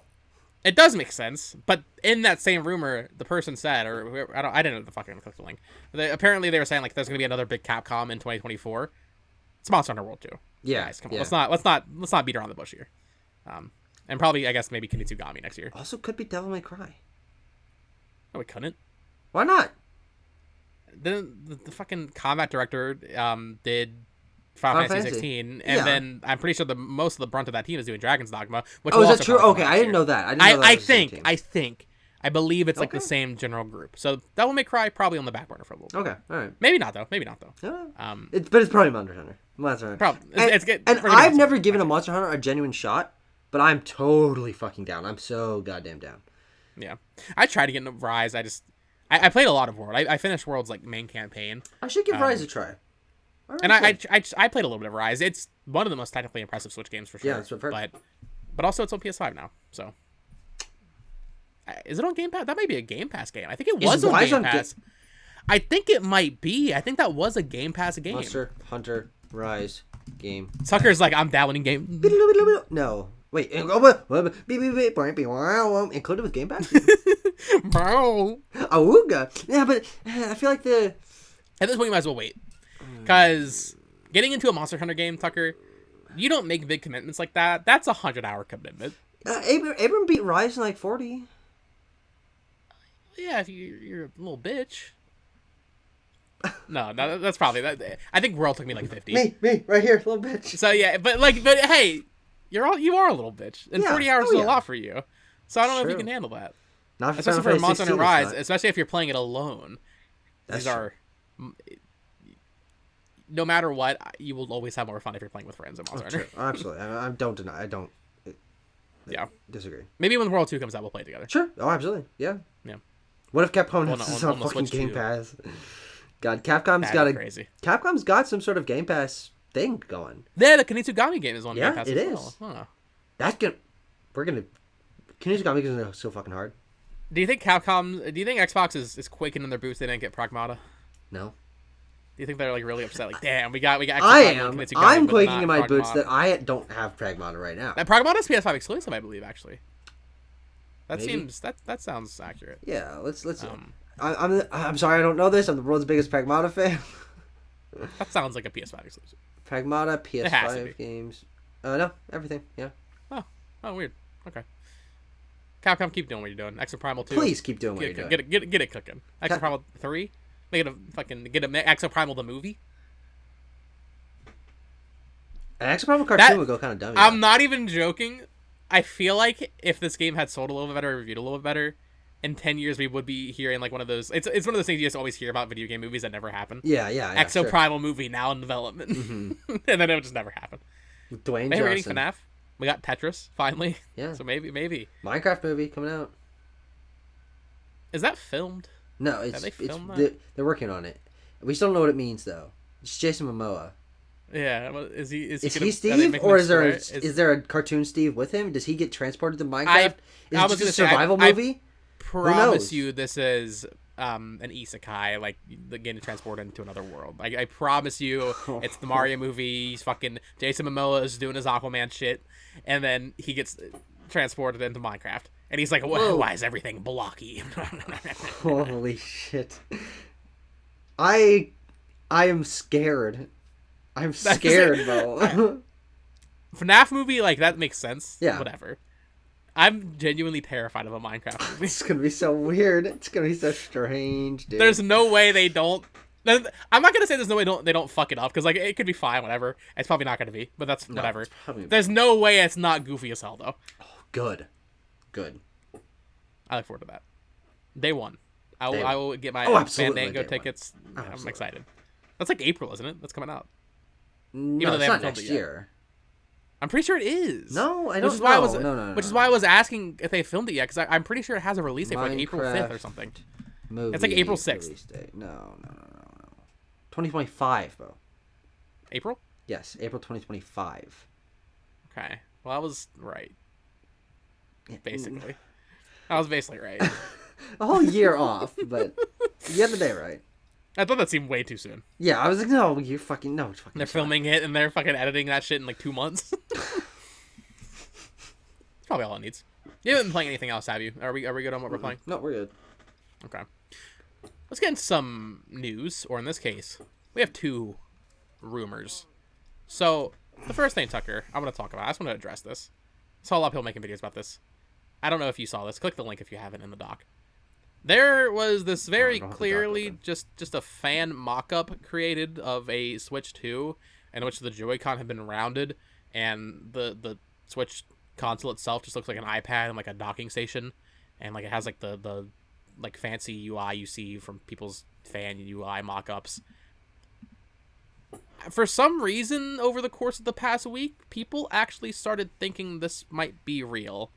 Yes, Tucker is making a very funny face. Yes, Tucker. People are like the actually Joy-Con are really this. the thing that's freaking me out because the rounded console, the new UI, the like smaller dock, all that is somewhat reasonable. But what the fuck is going on with the Joy-Con here? I don't. Yeah, I do. It's like a little Joy-Con inside of a larger Joy-Con. I don't fucking get that. Yeah, I don't know what the design like idea here. Can you like slide that up? It looks like there's like a gap or something. Why would you do that? Oh, you know what I think it is? I think the idea here is since the Switch in this mock-up is bigger, you put your Joy-Con in that maybe to like extend them or something. Yeah, but then they're even less substantial than a traditional Joy-Con. And also, on this mock-up, it shows that the part of the Nintendo Switch 2's marketing campaign is going to be WarioWare Move It. Yes. And Super Mario Odyssey. And Forgotten Land. And Xenoblade Definitive Edition. I was gonna say Xenoblade Definitive Edition. Yes. So this is very clearly just a fan mock-up, and as far as fan mock-ups go, it's fine. I like fan mock-ups. It looks very good. It's a very impressive Photoshop effort. Yeah, it's a cool. There's actually video of it as well, like a commercial. Like clearly, like I don't know how the fuck you create that. CG, really? I don't know. Yeah, there's like oh wait, hold UI on. moving and stuff. There's also another image. There's two images, and one of them. Oh, okay, it's in fucking Spanish or something, but. You have the options to have it up or down. There's like arrows pointed. I'm not sure. The Joy-Con. What the fuck? That's just something how you like slide it on. I think. Oh. If we're looking at the same image, but yeah, for some reason people are like actually looking at this like, oh, this might be real, guys. It's just the fan mock-up. We've seen these for the past 6 years. People are always making mock-ups. We saw these with the NX as well. Yes. And I mean, like the NX had the classic oval. The oval. That was actually like I can understand like thinking that might have been real. Well, I remember people because looking at the reflections in the trees. And there was a patent that was to that effect. Yes. There are no Switch 2 patents as far as I'm aware. I feel like I would have heard. Can you imagine if this ended up being real? That would mean the fucking product like box and shit leaked. That does not happen. No, absolutely not. But I just wanted to address it because I've seen people like other YouTubers like actually making videos like, is this a real leak? Are we getting the Switch 2 revealed this week and it just leaked a little? Have some self-respect. Yeah. Respect yourself. Respect your knowledge. Now, I love the Switch 2 patent because one of the interesting things about Nintendo that I think has kind of fallen off recently is they do a lot of patenting. They haven't seen one for a while. Gameplay ideas, tech ideas, console ideas, and I mean I feel like I'm in the know enough to where if an official Nintendo patent came up, that people would be talking about it in terms of what this means for future hardware or software. But their next system seems to not have that. Maybe their next system's way further off than people think, Tucker. It's certainly possible. It's certainly possible. Because I promise you, if it was coming out within the next 6 months, or even 10 months, we would know. I think we would know right now. Now, to be fair, with the NX, Iwata announced it in early 2015, so like we knew that was coming. But we didn't start seeing, I think it was summer of 2016 when Eurogamer leaked the Joy-Con and like the fact that it was detachable and dockable, which is less than a year from release. What's really interesting about the Switch's announcement to release is that it really puts into perspective how poorly the Wii U did, because the Wii U just had like a little bitty baby fucking life cycle. Like the fact that the system comes out end of 2012 and in 2015 we're already hearing about their next system. March 2015. That is nuts. That's 3 years. That's like us hearing about this next system, like officially from Nintendo, like 3 years ago. 3 years ago. Yeah. Because in my mind, the Wii U was around for a long time.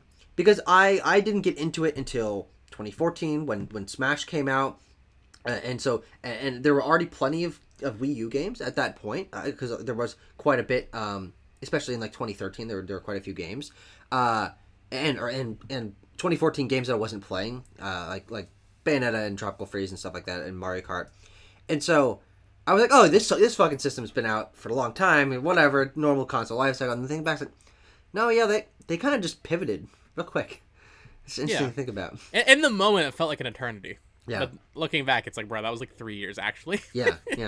It's crazy. I remember 2014 and 2015, I think, are great years for Nintendo. People look at 2015 like with a lot of like distaste, specifically because of E3 2015, where they announced Metroid Prime Federation Force. And well, they announced the 2016 slate there. So really, it's 2016's fault that 2016 was the bad year. Well, 2015 had like Ultra Smash and Amiibo Festival. But those games, I don't think, detract from the fact that Yoshi's Woolly World, Xenoblade X, and Mario Party 10 and Splatoon, Mario Maker. Yeah, like that's a good lineup. 2014 and 2015 for the Wii U were actually kind of banging. 2014 definitely, undeniably the best year for Wii U. I think 2015 is. You think so? I think Splatoon and Mario Maker are those are the definitive Wii U games. You put it up against Smash 4, Tropical Freeze, Captain Toad. Oh, Captain Toad's a good point. What other 2014 Wii U games were there? Now we're talking about the Wii U. 2014 Wii U games. Hyrule Warriors. Sure. Bayonetta 2. Mario Kart 8. Basically, I'm looking at it from the lens of Mario Kart 8 and Smash Bros. Versus Splatoon and Mario Maker. And in the moment, I definitely enjoyed Mario Maker and Splatoon. Well, they're definitely. But I guess in terms of the fresher. supporting, in terms of the supporting software, Sonic Boom Rider Lyric and Bayonetta 2. Of course. Oh yeah, classic. NES Remix 2. The point is, 2014 and 2015 were both good years. Yeah, they both were. Yes, absolutely. People greatly over-exaggerate how bad 2015 was. 2015 wasn't great for 3DS. Wii U games, though. You get Pokken, Color Splash, and Tokyo Mirage Sessions. Star Fox Zero, Star Fox Guard. I mean, listen, all I'm saying is Sony has not released a first-party PS5 game this year since God of War Ragnarok. Yeah. They released Horizon VR. Doesn't really count. Yeah. As much as they might like. I was listening to a Sacred Symbols the other day, in which Colin was like, "Yeah, Sony's going to get to the point where they're doing like 4, maybe 5 for big first-party games a year." I'm like, "Open your fucking eyes! The entire system has been 2 a year, and this year it's 1 a year for PS5. Yes, where are you pulling these other exclusives from? Who's making them?" To be fair, I'm like, I thought you were the guy who knew all this shit. Why am I more cognizant of this? Well, because he'd be like, oh, it's Horizon called them out, and then Helldivers too. Which, to be fair, I think Helldivers you can. Helldivers I'm excited for. I would say Horizon and Helldivers combined to make one game. Sure, yeah. Next to Spider-Man. Yeah, it's kind of like the all the add-ons to the Sega Genesis. Like you add the 32X and the CD, and it's like basically. Why did Sony blow their load so hard? With what? Dude, with PS5, because as we talked about, PS5 launched great, but also 2021 had Returnal, Ratchet and Clank. Neither of those are that big, Bo. You can't say they blew the load that hard. Returnal was not a big deal. And Ratchet and Clank was great. But... Okay. Look at a list of first-party Sony games. They released like 7 in the first 12 months, and then there has been 4. That's true. But also all of those have been the biggest Bigger. Ones. Yeah. Sure. Horizon's mid, and I haven't played God of War Ragnarok. Yeah, and Last of Us Part 1 also happened. It sure did. I did play Ghost of Tsushima Director's Cut, which was fantastic. Yeah? That was a PS4 game. What about Death Stranding Director's Cut? I can't believe they fucking did with this. That's so dumb. I really have tried to play Death Stranding a couple times, and I know eventually I will like it, but I was just kind of like... I feel like it's the kind of game that I'm going to play in like 15 years and be like, I should have played this 15 years ago. No, exactly. Yeah. I know I'll like it. I know I will. DS2, baby! Yeah. That's exactly. I'm gonna be like, okay, before Death Stranding 2 comes out, I have to get caught up. Yeah. And then I'm not going to. Yep. Oh, Kojima. But Bo, hey, you and I are gonna have our fucking Metal Gear moment when the Master Collection comes out. And that's promise right there. Probably I'll play them on right Switch so we can talk about it. Probably not right when it comes out because. Okay, no, definitely not. Oh, definitely not. October. maybe around like Christmas. We can take a Metal Gear break. Yeah. Play through. I can't imagine Metal Gear 1's that long. So, I feel like it's like 15, 18 hours, something like that. PS1 game, 15 hours? That's crazy. I think, or maybe bigger than that. Hold on. I know 2 and 3 have to be long. How long to beat Metal Gear Solid? Oh, Ground Zeroes. Oh, I accidentally looked up Ground Zeroes. That's not, Ground Zeroes. That's not intentional. Oh, okay. 30 minutes. No, 11 and a half hours HLTV. And we all know HLTV is kind of a lying horseshit fucking company. So under 10 hours. How long did we get your shit together? I'll sue you. Well, actually, it's not their fault, though. Wrong. You ever think about that? Like, this is like everyone else's times that they like compile. We play games fast, Tucker. We're epic gamers. I especially, I blaze through games. Oh, yeah. Some would argue to a detriment. I don't think so, though. No. You're infallible, as far as we know. There was an actual rumor this week, Tucker. I'm not sure if you saw this. How did we get to Death Stranding? I don't even know. Whatever. It's the whole fucking thing. This is such a funny episode of this podcast because no matter what we were talking about, we somehow turned on Sony. We're just keep bringing up Sony. But hey, next week is all Pikmin all the time, and I can't fucking wait. I'm very excited for Pikmin. We have a Pikmin related question to get to after this hot off the presses rumor from yesterday. One, Jeffrey Grubb. Tucker. Jeffrey Grubb, yeah. You may know this man. I'm just gonna read through the Go Nintendo article here. Of course, I pull all the news for each episode of this podcast through Go Nintendo. They're my favorite news little conglomerate for Nintendo stuff, so go check them out. They say here, well-known Nintendo rumor monger Jeff Grubb is back once again with a supposed peek behind the curtain, yes, very funny, giving us a possible hint of what's next for the big N. This time around, we get a 3-part rumor about things potentially lined up for 2023. First up is the next Nintendo Direct, which could see arrival sometime in September. Grubb notes that Nintendo usually hosts a Nintendo Direct September, and we should expect the same this year. While exact timing isn't given, it seems like this Direct could pop up near Nintendo Live 2023, which runs from September 1st to 4th. I think it will be later than that. I don't know when TGS. I think TGS is later this year, so it'll be like mid-September, which that's not that juicy. We're expecting that. We know there's going to be a September Direct. Along with that, Grubb shared the juicier rumor of a more Zelda content in the works. In particular, Grubb says that this Zelda content won't be related to Tears of the Kingdom. The only other piece of information we have is to expect the Zelda goodness to arrive sometime in 2023.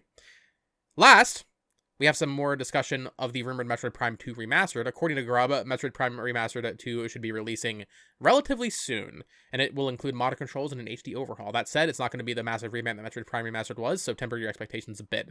For those that don't know, Jeff Grubb, Geff Drub. He's not the most accurate, like, rumor leaker person in the Nintendo space, but he gets a lot of stuff right, to his credit. And he gets a lot of stuff almost right.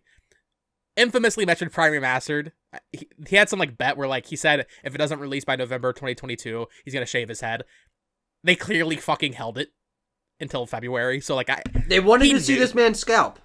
Yes. Thanks, Nintendo. So, but did he shave his head? I don't know, fucking clue. I think he actually did. Good on him. I believe. Man of his word. But I believe he's gotten a lot of, like, direct timings right. I think he was maybe an original proponent of, like, the 3D All-Stars rumors, I want to say, back in the day. That sounds right. Yeah, that sounds right. He's been around the block. I think he was also involved in the... He was definitely involved in the Star Fox Grand Prix rumors. Classic. And then also the 2D Metroid and Paper Mario rumors, which also started circulating around the same time as 3D Mario. That was a really interesting era for Nintendo rumors, because all 3 of those were true. And the fact that Star Fox Grand Prix was, like, in that mix, but then was... Did you know Gaming's video on it? I did. Yeah. Rogers Vase, that motherfucker. Yeah. Piece of shit. We don't really... I think the most interesting thing is that, like, there's not really that many Nintendo rumors right now. Like, the Donkey Kong game from 3D Mario team is I don't even know where that rumor came from, to be completely honest with you. I remember it starting about last year sometime. I don't know who it came from. There's currently a rumor of a Paper Mario game coming of some kind. I guess there probably are more than I'm giving credit. Because there's also Gen 5 remake rumors. Oh, that's not a rumor. That's just like a informed speculation based on patterns. Oh, okay. Well, F-Zero GX is a current popular rumor. That's a good point. From Nate the Hate on his podcast. 1,000-Year Door remake.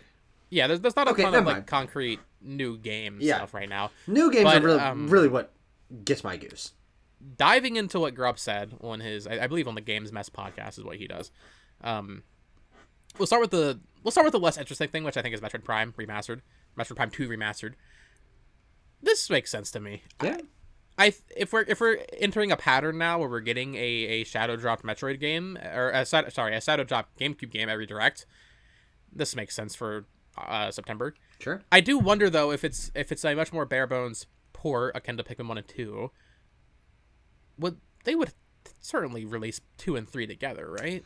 That would make sense. It would be significantly less work, especially because they've got that engine running. They've done the updating of the controls to Prime 1, and of course all the controls were standardized through the Prime trilogy, so you can just sort of work that in somehow. I imagine it's just easy. It's not easy, but it's easier than doing it if they weren't already made in a trilogy at one point. But yeah, that would make sense, because even if that's not true, and it would be equally compelling. I'm equally compelled if they release together or separately. So regardless, if these are coming, I'm happy no matter what. Because if they're together, okay, cool. They're on the same day. We have the whole trilogy. It's fucking over with. But also, and I know Collector Man Bo would really like to have every Metroid Prime game as its own physical release on Nintendo Switch. I will take them physical in any matter, even if it's 2 and 3 together. Yeah. You know, I mean, you bought Final Fantasy 7 and 8 on the same cartridge, which is bizarre. That's one of the weirder releases. Worth noting, on PS4 you can get those separately. Final Fantasy 8 has its own disc on PS4 in Europe. Interesting. Is there a Final Fantasy 7 physical release? I'm not sure. I don't think there is for just 7. No, that doesn't make sense. But there is 8. You can get 8 remastered. You can get 9 on PS4. Yeah. PS4 really is the ultimate thing there. The thing with this Metroid Prime Remastered rumor is, well, one, talking about if they release them together or not. If they release 2, we're guaranteed to get 3, which I think would maybe mean they would probably do with 2 and 3 together. Because right now, I don't think 2 and 3 are guaranteed. But if we get 2, they have to do 3. There's no fucking way around it. But also, well, not necessarily taking a shot at Grub, but saying Metroid Prime Remastered, or Metroid Prime 2 Remastered should be releasing relatively soon. What the fuck does that mean? Does that mean this year? Does that mean next spring? It could mean anything. So I don't really... I mean, I think it's probable, realistically, that we'll get Metroid Prime 2 on Switch, but... Dropping it this fall doesn't seem to make a lot of sense, because they have a very, very packed fall. And just dropping a shadow drop in there, it's not going to be good for good old Metroid Prime 2 Echoes Remastered. But maybe not remastered, because it's not. Well, they don't have anything in September. So, aside from Pikmin 1 and 2 physical. Oh, okay. So that could be, people are playing Starfield. What about Metroid Prime 2 Echoes? You know? Finally, Nintendo competing with Microsoft. So I think there's a gap in September for them to do that, and I think it'll probably do fine. People are also... I've also talked about F-Zero GX just based on other rumors, maybe being the GameCube Shadow Drop line. If we get a GameCube game at all, it's very possible we don't. We could be setting ourselves up for nothing. The more interesting part of what Grubb said, though, is related to Zelda. Grubb says that more Zelda content is in the works. However, it won't be related to Tears of the Kingdom, but it will arrive in 2023. So we're getting something else Zelda related. He does not specify video game related. I've seen a lot of people speculating maybe it's that Lego set that leaked like 6 months ago. If you remember, was like a Deku Tree thing, right? Yeah, it was a great Deku Tree Lego set. Maybe he's referring to that, but maybe it's something else. I don't think there's much room in the slate for a different Zelda game. Maybe I don't think you would think maybe best case scenario would be like Wind Waker and Twilight Princess, I'd imagine. You're right. That's the best case scenario. But why the fuck would they do that? But why would they not save it for 2024? Basically, absolutely. Because Tears of the Kingdom's gonna sell this holiday. Oh, easily. God. So releasing another Zelda game this year doesn't really make any sense. But also, no, I don't think we're getting a game this year. It would be very interesting. It would be very exciting and very interesting if that does happen. He specified Zelda content. But also, I'm sure he fucking does this for a living. He has to know about that Lego set already leaking. He could have just said, yeah, that Lego set's real or something. Makes it weirding. Or maybe he's just being vague to save his ass. That's also very possible. Yeah. This man talks in riddles. It could be like, hey, we're releasing another Tears of the Kingdom Pro Controller. It's not related to Tears of the Kingdom. Oh shit. Okay, fine. They're releasing another Breath of the Wild Pro Controller. Fuck you. I don't know. But like, it could be a fucking peripheral. It could be like a special edition something else. Yeah. Content could mean anything. I think you're right. If it was that Lego set, it probably would have been more specific. But it could be fucking Zelda Monopoly. I don't goddamn know. Actually, I think that already exists. I think that already exists. Yeah. Monopoly 2. Now, what do you think the little pieces are for Zelda Monopoly?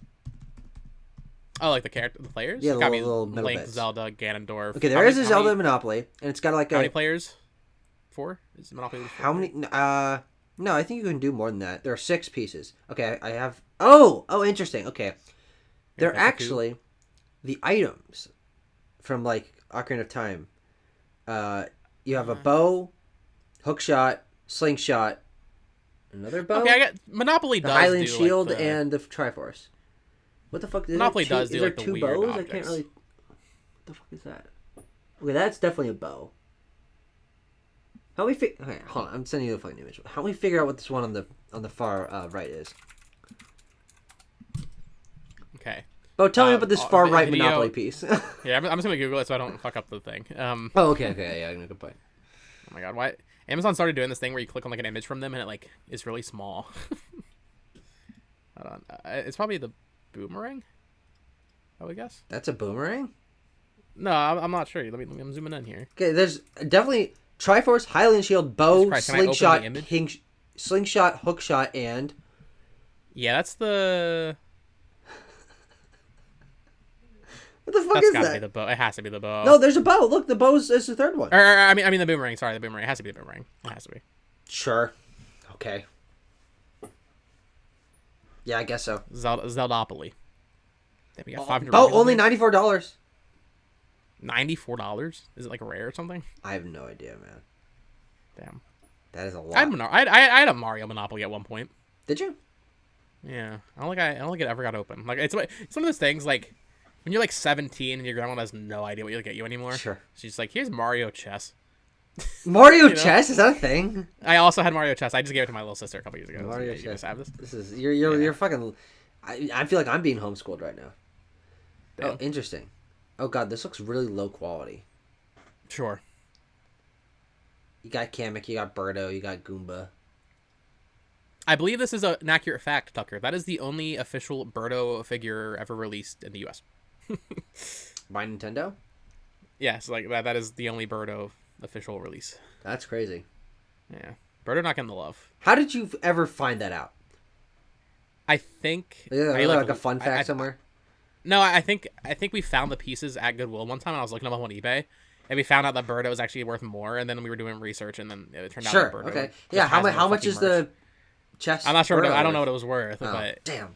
I don't remember, but yeah. Maybe I need to go searching for fucking Birdo the Birdo chess pieces. Yeah. But yeah, Jeff Grubb, he says a lot of words. It'll probably happen at some point. We'll get maybe he's talking about maybe the Zelda movie will release this year. Really, the only thing I put any stock in is something I would have put stock in already. Is that we're gonna get a September Direct? Yes. Actually, this isn't in his rumor, but I don't know if we ever talked about this. Do you think Tears of the Kingdom's gonna get DLC? Because I've seen a lot of people conflicted at this point because we didn't see it in the June Direct, and I think probably, yeah. I'm not excited for that idea, but I think it's probably gonna happen. I mean, what was the last major Nintendo release that didn't get DLC? Three Hopes, I want to say, which was also that's a Warriors game, but I was very surprised that game had no DLC. The other Warriors games, yeah, exactly. I remember, but then it turned out they had all like the was it the Ashen Wolves or whatever from Three Houses was in Three Houses or Three Hopes base game. So, beyond that, Forgotten Land did not. True, get a single that's a great point. That game released 1.0. Yeah, John Cartwright, shout out. Yeah, but I mean, Nintendo has been very consistent this generation with especially their biggest games receiving either seasonal updates for their more live servicey games, or almost every single game has like name fucking whatever, and then that's like a release for them. Yeah, I'm actually gonna say no. I think in the September Direct we'll get like a Master Mode update or something. Sure. Maybe some other quality of life stuff. The only thing that makes me think there might be DLC is because of the amiibo, and I think with Breath of the Wild they released the amiibo alongside the second wave of DLC for that game, the Champions Ballad. However, to your point, there's no Dread expansion. There's no Arceus expansion. Yes, there was an update, but to your point, they have been very good about DLCs for their major EPD developed games. However, that shit's always announced beforehand. That is always announced before release because they want you to pre-order the bundle in the eShop that it's $90 and it comes with the $60 game and the $30 DLC. Breath of the Wild had its DLC announced beforehand. Hyrule Warriors had its DLC announced beforehand. Age of Calamity. All these games have their DLC. Splatoon, Xenoblade, Splatoon's Fire Emblem Engage. DLC packs weren't announced before the game came out. Yeah, it was the Splatoon Side order? Octo expansion was not. Side order was. Side order was no way. No side order was yeah. Wait, it was in the Splatoon 3 Direct in August of last year. They didn't show anything, but it was confirmed. That there would be a paid expansion. I'm thinking of like the little teaser thing where it's like white background and stuff. That was after. Okay, and that's my point is okay. My point is they usually confirm that hey, there's gonna be paid DLC for this game before it releases. So no ARMS expansion. I don't know. I had free updates. You know. Even games that you expect to not have an expansion, like fucking Captain Toad Treasure Tracker had like a named level expansion. Here's one, Tucker, that you probably don't remember has DLC. Luigi's Mansion 3 got multiplayer. Oh, the paid Tower DLC. of Terror or whatever, right? Yeah, I never played that. No, neither did I. Luigi's Mansion multiplayer sucks. I've never been a fan. Oh god. I'm like 50-50 on Zelda. I hope Tears of the Kingdom doesn't get DLC. That game's done, bro. It's done. I agree with you. I agree. Y'all cooked. You made your best game fucking ever. Yeah. I think it's okay for them to like dip off of it because I also hope Pikmin 4 doesn't get DLC. I can't imagine Pikmin. Pikmin 3 had DLC on Wii U. What was it like? They had like extra bingo battle modes or something. Yeah, something like that. All right, Tucker. More Dandori battles. The Pikmin team has been hard at work. This isn't like 4 or 5 years. We're expecting big next Pikmin game or a spin-off or something. The Pikmin team has been hard at work, and the Pikmin 4 game is receiving Dandori expansion pack. Play 10 more Dandori battles. Expansion pack. And I shit and scream and cry during the reaction. All right, Tucker, let's get into a couple questions here before we wrap up this week's episode. So, talking about Pikmin, Benpai wrote in with a myriad of just little Pikmin, little Q&A here. Myriad is a great word. It's a great word. It's fun to say. Fun little Pikmin-related questions. Pick one, some, all, or none, I don't care. What's your favorite Pikmin type?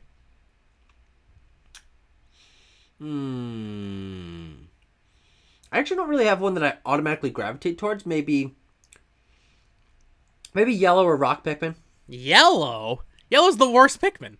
They got funny ears. Man, yellow, like, especially in Pikmin 1 where they just had no use aside from picking up bombs. They were completely useless. They did pick up bombs. But also, not only did they pick up bombs, they were like kind of bad at picking up bombs. Because you'd throw one of the bomb ones and then they just stand by their bomb and then get killed. And I'm like, no!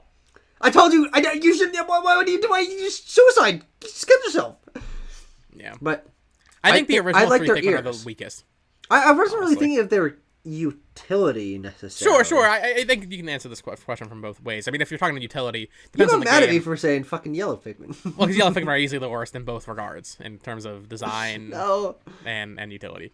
If you're talking utility, Pikmin 2, it's purple Pikmin by far. Overall, man, those motherfuckers hit hard. Pack a punch. Yeah. But in Pikmin 3, rock Pikmin. I feel just like purple Pikmin. Yeah, of course you do. Wearing that shirt right now? Of course you do. Yeah. I would say my favorite Pikmin is probably white Pikmin, though, if we're talking just like design. White? Yeah. But I think glow Pikmin are definitely... They're coming for it, yeah. Yeah, I think that's... Also, ice Pikmin, I think are... Pikmin. I can't say underrated because the game's not out, so like we haven't... I think they are a good mix between other Pikmin designs and rock Pikmin because they have a little more of a defined body and head separation. Sure. And that sort of angular design of the rock Pikmin I think looks really cool on both of them. And in terms of utility, they're absolutely going to be Pikmin. The best Pikmin in Pikmin 4 ever made. Yeah. Oh yeah. Yeah. Really, Ochi is the best Pikmin. That's a great point. Well, actually, Bulbin. Can I say that? What? Oh, actually, no. What about the Olimar Pikmin? The bad ending of Pikmin 1 when the Pikmin put him in the ground and turned him into a fucking... Sure. And they turned Olimar into a Pikmin. But actually, Bulbin, really weird. That's one of the weirdest things that the Pikmin franchise has ever done. It's like, why? Bulbin. So weird. So strange. What's your favorite Pikmin enemy? I didn't look at a list. Man. I'm looking up a list of like Pikmin enemies. Yeah. Definitely not the bird. Fuck the bird. The burrowing Snagret? Yeah. I don't remember all the names. My Chrome is slowing down here. Of course, Pikmin, the mother bulb or whatever with her leaking sack. The Queen Bulblex, please. Yeah, she's with her leaking anus. The Water Wraith sucks to fight. I don't like that one. I don't really like I the hate armored cannon Wollywogs. beetle. Smoky Prog's iconic. It is. Oh, you know what I like? The bread bugs. Because they're just a loaf. They're like a bulborb mixed with a loaf of bread. Oh, I was thinking of the Gulix, by the way. That's the one I don't like to fight. The Gulix is fun. I like the just basic blowhogs. Those are fun. Yeah. Cute little design. Oh, I like the little sheer grubs. The little golden beetle, the iridescent glint beetle. Pikmin these are like Xenoblade enemy names. Where it's just like sure, adding iridescent to it. You're right. That does like you like you walk by this badass like, insane Jonathan. Like, fucking and he leveled 87 and fucking so goes, like, what the fuck? Not that I would know. I haven't beaten Xenoblade 3, but you know. No, you're a fake fan. Sputtlefish. Oh, actually, I got a really undercooked one. No, underrated one. Okay. The little guy that's on the fucking box art for Hey Pikmin. The little yellow guy. That's like a little duck guy with feet. Oh, yeah. I don't think that should be your choice. It's so funny, though. Called a Makui. Makui. I played Hey Pikmin, and Caleb recently replayed it, so I was talking about it with him. I don't remember a single thing from that game. I just know I did not like it. That's the only thing I remember of Hey Pikmin. I'm a big fan. Is that I distinctly did not. I remember thinking it was way too long. It was like 12 hours, which is like the length of a regular Pikmin game. Mm-hmm. That's a 2D. I also like the ones. Ooh, I've got one. The pyroclasmic slooch. Which game is that in? I think it's a Pikmin 3 enemy. It's the one that looks like a little flow of lava, but it has like antenna coming out the top. Oh, sure, yeah. That's a really cool fucking design. Plasm Wraith. Also, great fucking name, the Pyroclasmic Slooch. That's a name and a half right there. Holy shit. Hey Pikmin has great enemy design. We got the elongated Crushblat. That's a great fucking design. Crushblat. Kind of looks like a Pokemon. It does, but that's okay by me. I love Pokemon design. I think the correct choice is the giant bread bug, though. I think you're right. Yeah, the bread bugs are great. Yeah. Also, the hairy Bulborb is funny. Isn't like basically identical? It's just hairy. Or what are the there's like a darker color Bulborb in Pikmin 1 or 2. They just have like really like big lips. Yeah. Those are funny. What's your favorite? Do you have a favorite boss? God, I'm not sure. I think maybe mine would be the Scornet, the one that like conducts a whole hive of mini Scornets. Sure. They like do different formations. That one's really fucking cool. Yeah, I mean the Water Wraith is sick. I do not, dude. I hate the Titan Weevil, the final boss of Pikmin 2. I hate that boss so much. I'm not gonna lie, I don't even remember it. Wait, actually, I'm not sure if I. Let me put it this way. I don't know if I fought it because you can just end the game by getting enough treasure. So what's the final boss? Well, there's so you're telling me you didn't fully beat the game. You didn't save Louis. You didn't save Louis. No, oh no, absolutely no, absolutely not. You didn't even go to the final area. No, God no. Play games, Tucker. No, I like the idea that Louis just stayed there. It's crazy because that's how you know you didn't actually finish the game, because it literally says on the Pikmin wiki that the Titan Weevil is the final boss. You didn't fight the final boss, Tucker. I saw the goddamn credits. Yeah, a lot of games do that where you see it early and then like some shit happens. Yeah. Yeah, hold on. But Pikmin 2 does that, and there's like still like a third of the game left. Now, no, it's one area with 3 caves, but only one cave to actually finish it. Now, to be fair to you, it doesn't like there's no second credits. Okay. But you got to save Louis. No, I like because I like the fact that he's just there and he's like just like dicking around. He's like having a good time. Yeah, I think it's funny because he deserves it. He's a piece of shit. I don't like Louis. He's a motherfucker. I do like the Emperor's Bellbacks though, because that is funny. Emperor's Bellbacks, I believe, back in Pikmin 4. That is confirmed. That is like one of the first trailers. Yeah. What is your favorite Pikmin level? This is what I'm bad at. I don't remember the name. Yeah. I mean, Pikmin. It's probably gonna be Pikmin 3, so I'm gonna go Pikmin 3 levels. Not the Wistful Wild. The Wistful Wild. I like Garden of Hope because that it was adapted into a. I actually like the Perplexing Pool in Pikmin 2, but I don't know if it'd be like my favorite. Stages Pikmin 3. Garden of Hope, Tropical Wilds. Maybe the Forest Navel. Sure, that's classic. Well, I actually don't. I dislike the Forest Navel because that one also has like the most annoying like management. It's like, okay, there's like fire jets and then a water pool, and then you got to throw the yellow ones up high, and then they're gonna bring them down. Then you got to hand the thing over to the fire one, so when they walk through the fire, they don't die. And it's like, fuck. Yeah. I personally, I think that's my least. It's the level I have the least fond memory of in the entirety of Pikmin history. Yeah, don't like hold me to that one. Even though I just played Pikmin 1 and 2 earlier this year, I don't like have like a strong like this is the best stage. Yeah. You know what isn't that good? The final area in Pikmin 3. That's like just that big long corridor, and there's like one boss fight kind of like off to the side at the end of it. I thought that was really fucking lame. I don't remember that. It's been so long since I think it's only been like 3 years, but I don't like Pikmin 3's final boss. Where it's like you're like racing it around and like you have to like I don't like it. Oh, maybe that's what I'm thinking of. You might be just thinking of the final boss itself. Yeah, that entire area. Yeah, you're like running away from it while performing tasks. Oh, because you're carrying Elimar. Yeah, you have to carry Elimar back. Yeah. Yeah, I don't like the final boss. Pikmin 3. It's fine. I'm gonna be honest. I don't know if there's. And again, I never beat Pikmin 2. I never saw the final boss. But I don't like the Emperor Ballbacks either. No, Emperor Ballback sucks. Maybe this fucking Titan Weevil. No, you said that one sucked too. It was just frustrating because I did not bring Tucker. First of all, you have to go through like it's a cave thing with I think 15 floors, which is one of the big caves.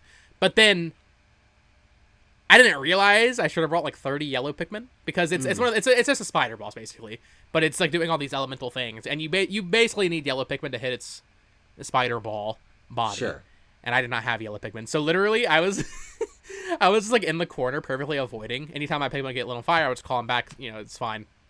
And I was down to one yellow Pikmin, and it took me like actually 20 minutes. I refused to reset, and I just kept throwing that one yellow Pikmin at him. It was not fun. That's really stupid. But it sounds like what I'm hearing is that Pikmin 4 has the chance to have easily the best final boss without fucking question. Pikmin 4 is going to be the best game without question, I think. Bo, I really hope so. I really hope so. I am a little bit. I'm hesitantly excited for like Pikmin conversation because I feel like hardcore Pikmin fans be like, oh, there's not a time limit. Oh, it's too easy. Oh, it's too much story. I was talking to my friend last night. Good. I was talking to my friend last night while he was playing the demo for the first time, and he was complaining about how they changed the controls and how you have to upgrade to like disband your Pikmin or do some charge attack or something. I was like, dude, shut the fuck up. It's just gonna end up being like it's gonna be like just two kinds of Pikmin fans kind of like talking past one another. It's like, oh, okay, the game's too long. It's like, okay, no, but maybe that's good. Or it's so fun that you can like upgrade stuff. I like the simplicity. It's like it's just like a fucking two-way street, and it's just gonna.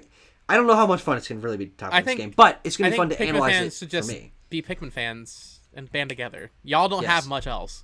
Just be happy. Yeah, but also I think the thing that I'm most excited about for Pikmin 4 is that it is shaking up the formula in multiple substantial ways, both through its length and through the controls and through its structure. I mean, I would argue it's not even really an RTS anymore. It's just an adventure game in a lot of ways, which I think is a great change. Totally fine by me, yeah. Yeah. Because we got 3 games that played basically the exact same. Yeah. And they're great games. They're all great games. 2 of them are. Stop shitting on Pikmin 1. Pikmin 1's fucking awesome. I love Pikmin 1. Sorry, Benpai. Benpai, this is where you and I come together. You and I, we quabble, we squibble, we corble. That's not even a word. But on this, you and I united. Pikmin 1 is the worst out of the 3, but not by much. It doesn't. They're all 9 out of 10 to me. Sure. And then I had one final Pikmin-related question. Would you eat a Pikmin salad at Tucker? You can't mix it with your spaghetti. Fuck. I'm sorry. I'm very glad that someone remembered that. Absolutely eat. Well, wait. I mean, I guess they're plants. I feel like the purple Pikmin would have some meat to them, though. Like, I feel like I'd get some protein out of the purple Pikmin. Yeah, they objectively, I wouldn't. Are more like potato-y. Like, they're like yam. Okay, I don't like yams. Fine, a potato. They're like a little red russet, like old fingerling potato. Okay, maybe I think they're starchy. A purple Pikmin on the side with like just like some blue and reds in there. Which Pikmin would be the most crisp to bite through? Christopher. You can't really chew. You gotta suck on a rock Pikmin, I think. He's like a hard candy. Yeah. Yeah, exactly. Like a lifesaver. And I think White that Pikmin, white would be the Pikmin, sweetest. maybe they'd be, well, Actually, maybe maybe not. they'd be the sweetest. I don't know. No, I think they'd be poisonous. I think you shouldn't eat that. But also I think that they'd be Well, like, they're really immune. limp. Aren't they immune to poison though? So they wouldn't be poisonous. Or are they already poisonous? Most poisonous things are immune to poison. That's how Pokemon works. I can't argue with that. Yeah, it's fucking real world logic Okay, right there. I can't Facts argue and with logic. No, but I also think that white Pikmin would be kind of limp, like if you try to like bite into it, because they're like fucking emaciated. They're colorless. Like they've been underground their entire life. Yeah. I think the juiciest Pikmin. I think that just out of context. I think the juiciest Pikmin. The juiciest Pikmin. The red ones. I think the red one would be kind of sweet. Okay. I'm thinking like a nice sweet I think the tomato original flavor. 3 would make the best salad. Sure. The base colors. Yeah. And then you And have your purple Pikmin on the side for that potato flavor. Yeah, but I also think that you could like put a little. I think flying Pikmin would be very good graded. Ooh, I forgot about flying Pikmin. Like you get a that'd be like cheeseburger and you like that'd be like a dragon fruit or something. Sure. Oh, that's the sweetest Pikmin. That's the sweetest Pikmin. Yeah, I forgot flying Pikmin exists. I'm gonna be honest. I feel like you can milk do they have udders? Goo Pikmin. What's the ghost Glow Pikmin? What glow Pikmin? You can like milk them to like get like a sauce. So you can Sure, it's like a glaze. Exactly. Yeah, it's like a dressing. It's like a garnish. Yeah. Okay. Yeah. And then ice Pikmin, that's fucking self-explanatory. You know, you put the refresh. But hey, that's the most You refreshing. can drink the ice Pikmin. Yeah. Yeah. Yeah. Where does Oshi play into those? Can we eat Oshi? If you try hard enough. I feel like I would want to wait till he's big though. Get like you have to grow first. Most meat for my buck. Yeah. Yeah. Get to know him, treat him, take him Slaughter out to dinner, bring him to the slaughterhouse. Yeah. Eat Oshi. That's Piece of shit. best relationship advice right there. King Dilly had a question for us. Do we forget about any Pikmin types? Bulbmin, I'm not gonna eat the Bulbmin. No, Bulbmin would not taste good. No. I think we covered our Pikmin food bases. Right. King Dilly had a question for us. What video game would you pick for a 5-year-old to play What video game would you pick for a 5-year-old to play who has never played any video games before? I think this is a pretty. I don't know. It's one of those questions you can take from so many angles. I think the most simple way would just be like New Super Mario Bros. Just like a 2D Mario game. I think is like just like the most basic idea of what a video game is. Maybe if you want them like let's say they're like if they're 5 years old, that's old enough like they might have some memories of that later. It's gonna be pretty hard though. You think so? My for a kid, 2D Mario, yeah, I would say so. Not a 5-year-old. I remember nothing but pain with New Super Mario Bros. Wii when I was a child. Maybe it'd be difficult for sure, but maybe that's why you my play point. with them. That's why you play with. Well, you don't want to fucking baby them too much. I know explicitly what game I would not put my kids on. Kirby, because Kirby sucks, and I don't want them to be fucking have misshapen skulls when they fucking grow up. I think Kirby would be good. Hey, Forgotten Land. Yeah, that's a different story. That's a different story. Well, even a game. If I'm putting them on Dreamland or Star Allies, they're gonna grow up and they're gonna their growth is gonna be stunted. I'm pretty sure. Let them play Return of Dreamland. That's a good game. It's fine. Return of Dreamland is okay. If we're trying to stick to Nintendo. Well, to be fair, I don't think there's much outside of Nintendo that would really apply here. Well, aside from just general Tetris, if you want to play a puzzle game. Yeah, but I mean, kids like fucking like Roblox and shit like that. Because just like walking around in especially a 3D space is, I think, the most formative thing for a child to be playing. Because I mean, my earliest gaming memories basically don't like factor into like what kind of games I play, other than Pokemon. Pokemon being easily the most influential game to me. But like I played like fucking Webkins and like Winnie the Pooh, Alphabet Soup. Fucking See, you're the one who shit. had the stunted fucking skull growth, Tucker. I think you're not giving kids enough credit. I when I was 3 to 5 years old, maybe I wasn't doing good, but I was picking up my N64 controller. I somehow figured out how to hold that thing as a kid, and I was playing Mario 64 and Banjo-Kazooie, and maybe I wasn't doing good, especially in Banjo-Kazooie. Yeah. And I was watching my brother play Ocarina, and then eventually I got like my Game Boy Advance, play Mario 1 and Zelda 1, and equally doing bad. It'll be interesting to see if/when I have children, what they grow up on and how that shapes them and their taste in video games. Because unlike, and I think we've talked about this before, but I, unlike you and many of my friends, didn't have anyone to really introduce me to video games. My parents had both never played video games. I'm the oldest child in my family. I didn't have any close cousins or older siblings for them to hand down consoles to. When I got a DS and Pokemon, that was what video games were. And like, okay, maybe I'd played Mario Kart, and yeah, and as I said, I played like Webkins and like a Kinect fucking Snoopy pilot game or whatever. But like, video games were a very small thing in my mind. It was just a handful of games, and so it really is about who you have to introduce you to games. Because I would kill to have an upbringing where I was playing Ocarina of Time and Mario 64, but I don't think I saw an N64 until I was like 14 or 15. Sure. Because just no one had them. Yeah. Yeah, I've talked before about how like I kind of had the N64, GameCube, and Wii all while growing up, which was just fantastic. Yeah. And then Game Boy Advance and DS. Anecdotal evidence, though. My little sister was born in 2010, so she would have been 5, to the question's point, when Splatoon and Mario Maker came out. And she loves both those games. I would constantly, at that point, like, I'll be also playing my Wii U, but like, I would just, like, if I was like watching or something while my mom was gone, I would just let her have the gamepad, and she would play Splatoon. Which, I mean, that's a pretty complex game. I mean, she wasn't doing good, but she was like, she was moving it around, splatting it up. Yeah. I mean, then Turf War is pretty basic. I think any kid can get behind that. Okay, ink the ground. If you die, you die. If they have anger issues, maybe take it away from them. Sure. if they already like have it built in them at the age of 5 to get angry when they die in a game. What was the first competitive multiplayer game you played? Do you remember? Or like, what were some of your formative competitive multiplayer games? Mario Kart, Double Dash for sure, and Melee growing up with my siblings. And then we also had Mortal Kombat Deception on PS2. I think I talked about that before. Not that I like got into it. When you say competitive, do you just mean like in a versus like mindset, or just how about this? What was the first competitive multiplayer game you got like serious about? Oh, serious about? Like that you felt like you were good at? Mario Kart 7. Absolutely. Mario Kart 7 on 3DS. I put 600 hours into that game. Holy, are you serious? Yeah. 600? I can say the playtime. What do you do? I was in a Mario Kart 7 clan, Tucker.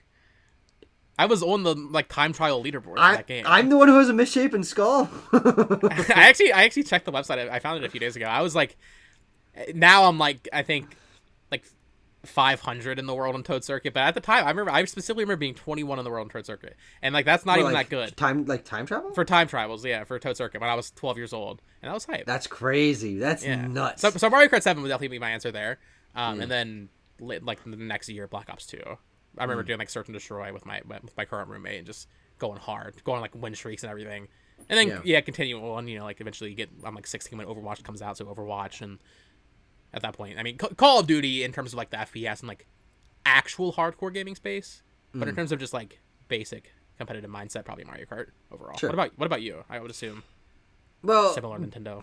Brawl was really the only game that I played against other people for my entire childhood until I got a laptop and I could get Steam, which wasn't until I was 14, something like that. Other than Minecraft, I was playing Minecraft on like the fucking Mac desktop in the fucking kitchen, which I didn't really do competitive. I mean, I played like Bed Wars and Hunger Games and stuff, but like I wasn't super into it. But I think honestly, Smash 4 and Overwatch were like the first games I felt like I was good at competitively. Because I remember whooping my friends' asses as fucking Game & Watch and Dr. Mario and Lucina, my classic Smash 4 mains. A fellow Fire Emblem player in Smash. Yeah. Oh, yeah. Like basically, with Smash 4, I just played any Fire Emblem character. Especially when Corn... Dude, I fucking love Corn in Smash 4. Corn was so much fun. Oh, my God. So good. You a big Byleth guy? I can't stand Byleth. From a Three Houses standpoint, and also, they're fine to play in Ultimate. Yeah. Honestly, I haven't played Byleth that much, to be honest. Yeah, I haven't... I really have not played Ultimate that much since Banjo-Kazooie came out. Yeah. Like I think... It's been off that for a long time. And you know what the real... I mean, for me, it was not being in high school anymore. and like I didn't have friends. I wasn't having friends around as much to play big group multiplayer games with. And so, yeah, since 2019, which is when Banjo and Kazooie were released in Smash. I mean, the last Smash character I remember like sitting for there on like the night that they came out was Hero, I believe. And I've played every character maybe except for Sora at a certain point. But I love Smash. It's just we're playing Street Fighter now, Street Fighter 6 when my friends come over. So I don't know. Yeah. It's I feel like kind of bad that I don't play as much Ultimate because Ultimate's one of the best games of all time and it's one of my favorite games. But I haven't loaded it up since Sora. It's kind of just kind of dropped out. Yeah. Yeah, I would like to get back into it, but I just have so little incentive. Exactly. It's the same thing. This is the first wave of Mario Kart DLC I actually haven't even downloaded. I haven't loaded Mario Kart 8 yet for this new DLC, which I've heard the new track is great and they brought back some Daisy Cruiser and all that. But I know it's so not a popular thing to say because people don't want Nintendo to go down this route. I would love if Nintendo started adopting not a battle pass, but just something to go for. As someone, I thrive on unlocking stuff, and I've unlocked everything in Smash Ultimate and especially a problem with 8 Deluxe because 8 Deluxe doesn't have any unlockable characters. It has cart parts. Yeah, but you have all the courses and all the characters from the start. I got all the cart parts within the first week of it releasing on Switch. Like I'm done, and it's so annoying seeing Tor get all these costumes and stuff. Like, first of all, I don't want them to like charge for it, but people would pay for that in 8 Deluxe. Absolutely, I don't know. They're crazy for not monetizing absolutely that. True. But even if they just gave it away as some sort of battle pass, that'd be just a reason for me to play it. Yeah. And so I mean, Splatoon is great at that. Well, maybe not 3 as much. We've talked about how I don't like their content rollout, but Splatoon and ARMS and even the sports games, like they get that free content. The next Mario Kart better have the Splatoon model. Sure. And do it right. Give me costumes. Give me just a reason to keep playing. Because I just drop off these games after I unlock everything and get my online ranking to a certain point, and then I'm just like, okay. But, yeah. Mario Kart 10 gonna go crazy, dude. Dude. I don't even really like Mario Kart that much. I like Mario Kart fine. You're like, dude, I don't even like Mario Kart. But the idea of a new Mario Kart. After, the last one came out when we were, 13 years old? Yeah. That's crazy. It's a decade old. Yeah. And it's got new content last week. That's crazy. That's some GTA 5. It's the WoW of Mario Kart. Yeah, that's some GTA 5 tier support. Yeah. Well, all came out in 2013. Yeah, well, Mario Kart came out in 2014, but... Oh, my bad. Yeah, it's almost a decade, yeah. Yeah. Interesting. I saw some people saying, unrelated, do you think that there's any chance in hell they do a Smash Ultimate Fighters Pass 3? No. Absolutely fucking not. 0%. 0%. So? Nope. Do you think it'll just be like a port to the next thing then, with maybe a new character or two, or how do you handle that? The assumption being that the next console is backwards compatible. I don't think they do anything. I don't think they need to. Yeah. Until like the end of the generation, but I think it's gonna be a long time. I also think that it'll be a different thing. If that's the case, I think Sakurai's done, and I hope Sakurai's done. If there's not a new like cartridge that's released with a new title, even if it's just Smash Ultimate Deluxe, I think we absolutely get another Fighters Pass. What better way to get people to subscribe to Switch Online? That's that's the reason they did the Mario Kart DLC, is to just get people to subscribe. Yeah. So if they aren't doing a new Smash Bros game, but they can convince Sakurai to make 5 more characters over the course of like 3 years or something, just sprinkle them out, I can see that. Two a year. Do 6. Do 6 over the course of 3 years. I don't think. I don't think it's gonna start. I think that'd be like 2025 that starts or something. But if they don't release another game or a port of Ultimate, I think the next we hear of Smash is like Smash's next step. I think we've seen the biggest Smash game, to be 100% honest. I think Smash is done in this current. I could go either way on if they'll reinvent it next time or just keep adding to it. I don't know how like the licensing would work with that though. If they re-release it, they would have to work out all those agreements again. Yeah, exactly. But if it's backwards compatible and they just add more DLC to it, that's a loophole. They don't have to worry about it. They will probably never release another game with Sora in it. But Sora's already in Ultimate. With Sora? So So it's kind of like, you know, they don't have to worry about it. But what games should your 5-year-old kid play? At fucking Roblox. Yeah. Probably And not Roblox. that's promise. Do not play Roblox. Surprising that Roblox is not on Switch. It's only on Xbox. It's not on PlayStation. Microsoft paid the Robux, Tucker. Did they pay for exclusivity? I wouldn't be shocked. That'd be kind of weird if it's, or maybe Sony doesn't allow it for some reason. I don't know why they would not. Yeah, I don't know. It's very weird. weird. Research, but yeah, Roblox does a deal with Xbox that prohibits it from being brought to PS4. that's crazy. Talking about Sony being dominant in this market, that's the biggest video game. And Xbox locked out exclusivity. Bitch about Final Fantasy 16 all you want. Roblox is played by like 100 million kids a day. Something insane. PUBG came. That's on everything PlayStation. now. Okay. Yeah, but I remember that it was a Xbox console exclusive initially. But when was the last time you heard about PUBG? No one fucking talks about PUBG anymore. But it's one of like top 15 greatest selling games of all time. Like that's so. That is so funny. I think dumb. I don't know if they're even supporting the like PC version that much anymore, or the console versions. But I know PUBG Just mobile is huge. Like I think that is like the #1 battle royale on mobile. Now, really, wow. If you're playing a battle royale on mobile, you're sick in the head. Just absolutely. There were a lot of Fortnite mobile kids at high in high school. Well, yeah, and actually that's a good point. Fortnite not on iOS anymore, so. Oh, it's not. Oh, the whole thing, yeah. And then that never came back. I kind of forgot about that until just now. That never got resolved. They just. Yeah. That's crazy. You can't just play Fortnite on like an iPad anymore, unless you already had it downloaded. But even then, I don't know if you can update it. Very weird. PUBG, it's making a comeback. PUBG coming to Switch. I'm surprised that didn't happen. Actually, PUBG could run on Switch. PUBG's not a pretty game. It would look, yeah. That game already does. It would run even worse. But all right, we have one final question from No Escape. What is Nintendo's most slept on IP? Arms. Rhythm Heaven. Arms. It's Rhythm Heaven. The answer is Rhythm Heaven. No, it's fucking Arms, man.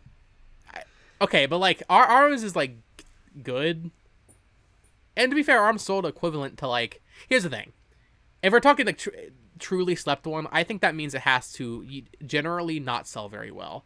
Arms sold well. Sure, it's all fun. Metroid sells well. Xenoblade Fire. These even Kid Icarus. Someone in the server was saying that Kid Icarus was like slept on or was like a hidden gem or something, and I think you replied like, no, the fuck it ain't. It's one of the most highly rated 3DS games, and that is true. Even if it didn't maybe sell as much as some of these other games. But for me, slept on means it doesn't do very well. So I'm looking at this list here. I'm looking at Rhythm Heaven. Something like maybe like Sin and Punishment. Could be one of those. Xenoblade certainly 6 years. Golden Sun. Be a great one. Sure. I think even like Kid Icarus as a franchise, maybe. Not Kid Icarus Uprising specifically.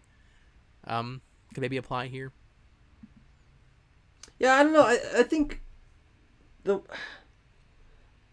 thing is, I just don't have like a big connection to Chibi Robo. Their dead franchises. Yeah.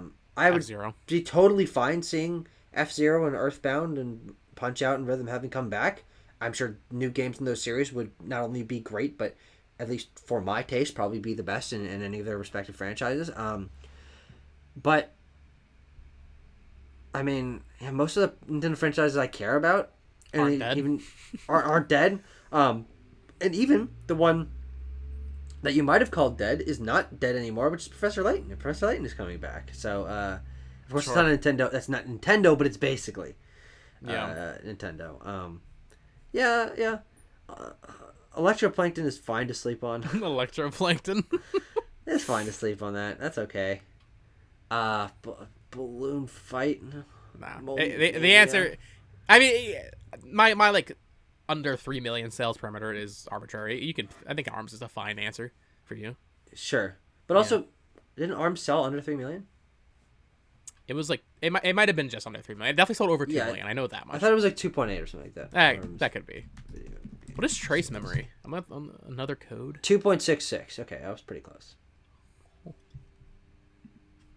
The answer is Rhythm Heaven, without a doubt. I think. Now, actually, I got one final question, Bo. Okay. I want your prediction. After 3 years, how many copies will Pikmin 4 have sold? Once we've sort of found out where it's like settling, you know? Pikmin sales. Pikmin series sales, I've got them right here. Pikmin 1, 1.6 million. Pikmin 2, 1.12. Pikmin 3, 1.27. And 3 Deluxe, 2.23. So ARMS has sold more than all of them. That's crazy. And ARMS is not getting a fourth game. You could say Pikmin is slept one in some regard. Your 3 million thing was kind of dumb. Well, I was just like I just because I see people say, "Oh, Xenoblade's underrated" or Fire Emblem's underrated. My brother in Christ, they headline every Nintendo Direct. I don't think that applies. Kirby, your 3 million thing is not does not. I think that's a bad metric. I mean, because I'm looking at Kirby sales right now. Only 2 Kirby games have sold more than 3 million. Three games. Most Kirby games sell 1.5 as an average. Sure. That's not a lot. ARMS has sold almost twice what most Kirby games have sold. I don't think people realize that there are some Nintendo franchises that actually just don't actually sell that well. Like Metroid. The true answer to the question is Metroid. For being slept on? Yeah, because 2D Metroid's better than any other video game. Sure. But I'm talking like actually niche stuff. Metroid and Kirby, and I would even argue ARMS. These aren't niche things. Pikmin's not niche, at least to Nintendo fans. But I mean, there are a lot of Nintendo fans that have not played Rhythm Heaven or F-Zero or Chibi Robo or at this point, F-Zero, yeah. But so my question still stands. Predicting Pikmin 4. If 3 Deluxe is at 2.23. What do you project? Oh, Tucker, I think people are going to be disappointed. I think this game, at absolute most, sells 3.5 million. I've seen some people saying like 5 million. There's no chance. It might do 3.5 on a good day, on a good year. And I don't think this is a good year. I think between 3 and 3.5 is a reasonable prediction. I definitely don't think it's going to hit 4. I hope it skyrockets and sells like 8 million. That'd be incredible. I think if Pikmin 4 had released in 2019, it could have. But I think it's just that early adoption of just like the first 3 years of the Switch's life, where just every first party game, no matter what, had like an insane boost. I feel like we're past that, but maybe we're not. Forgotten Land got a huge boost. Yeah, that was also the best Kirby game. I mean, so there was that, and Dread has a boost in comparison. Sure. So maybe we're not, but I don't see Pikmin 4 lighting the world on fire like I think a lot of people want. It'll definitely be the best selling Pikmin game though. I mean, Pikmin 3 Deluxe is the best selling, and it's not even at 2.5. That's crazy. Yeah, so even if it's at 3, that's already almost 1 million more than any other game has ever sold. Now, and 3 is a nice, comfortable amount for that game to sell. Now, to be fair, Pikmin Bloom has 3 million downloads, making it the most played Pikmin game. Yeah, true. We'll see what amount of that audience converts. Yeah. Miyamoto, I think, has high hopes for that. We'll see. It's so funny, man. Niantic made an app just for Miyamoto. Just so like on his commute to work, he can just play a Pikmin game. I was listening to the Pikmin Bloom Flowers music the other day. Mm-hmm. Bum bum bum bum bum bum. I might have to re-download it. I played it when it came out for like a month, and I actually enjoyed it. I probably played Pikmin Bloom more than Pokemon Go, to be honest. That's really dumb. Which is dumb. It's very. I know. Well, to be fair, when Pokemon Go came out, I lived in a very rural area, so I didn't have Pokemon stuff nearby. Totally fair. Yeah. But Pikmin Bloom, it's a good time. Tucker, I did have a good time with Pikmin Bloom. Tucker, do you have any final closing thoughts here before we wrap up this week's episode? I already gave a final question. So. Yeah, sure. Well, what do you said around 3.5 would be your prediction? Yeah. I think I need to be a little bit conservative with it so that it's easier to surpass. So I'm gonna say 3. Yeah, I think 3 is that's the goal. I think that should be the goal. And if that happens, that's great. That'll be better than Xenoblade and Fire Emblem Engage. Mm-hmm. That'd be better than most Metroid games. I think that's around every Metroid game. Yeah. Well, Metroid Dread did 3 million. 2.9. Yeah. Was that 2.9? I thought it hit 3 million. Well, unless VG sales hasn't. That's an L. If that is the case, that is an L. What do you think Metroid Prime 4 will do? Let me set the stage. Assuming Metroid Prime 4 is a Switch-only game next year, let's just say. No other console shenanigans, no launch title shenanigans. 2 million. Yeah. Unless it's like a drastic departure, I don't think... Actually, hold on. No, actually, no. You know what? I think it'll be the best selling Metroid game, but 3. Not by 3 much. million.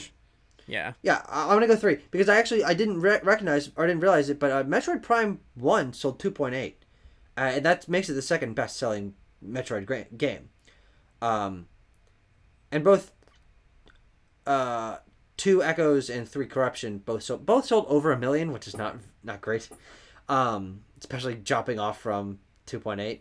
But I think the Switch is big enough, and I think they will market it enough to where it can hit 3 million. I think it's 3 million for both of these. Isn't not astronomical numbers, but it's going to be the best in selling both these franchises. Yeah, I think 3 million is fair for Metroid Prime 4, which I would make it the best, if not very close to the best, right around Metroid Dread. Now, if there is some other console shenanigans that goes on with like cross-gen, easy 5 mil. I think. I think it gets a big boost if it's like a launch title or something. Sure. But yeah, I think that's going to do it for this episode of the Nintendo Side Podcast. Of course, as I said at the top, join Discord, link down below. Follow Apple Podcasts, Spotify. Follow Tucker over on Twitter at Tucker Hazel and on Backlog Banter. Go check out our extra promo discussion. Oh, yeah. And you did a Final Fantasy 16 discussion, and you'll probably have some Barbenheimer reviews going. Pikmin video tomorrow morning. Or as of recording, already out. Why we love Pikmin. And sort of about what makes a series special, distinct for Nintendo, distinct for the industry, and then we sort of break down each of the 3 mainline games and what makes them unique and what we prefer and don't prefer, and then a little bit at the end about what Pikmin 4 we hope to do. So it's just kind of a general Pikmin hullabaloo that I think was a very fun discussion. I think you guys will enjoy it. And hopefully algorithmic shenanigans boost it. Yeah. Ideally. People might be too busy playing Pikmin 4. I really hope Best Buy put hashtag Pikmin 4 like leveled guide or something, like walkthrough. Yeah, you just lie. Just lie. Yeah, that's okay. Become a lie. I'm not above that. That's fine. No. Yeah. I'm gonna be very, very upset if my Pikmin 4 copy does not come before, let's say, like 3 p.m. tomorrow. Because my mail normally goes pretty late, but sometimes Best Buy does this weird thing where it like sends.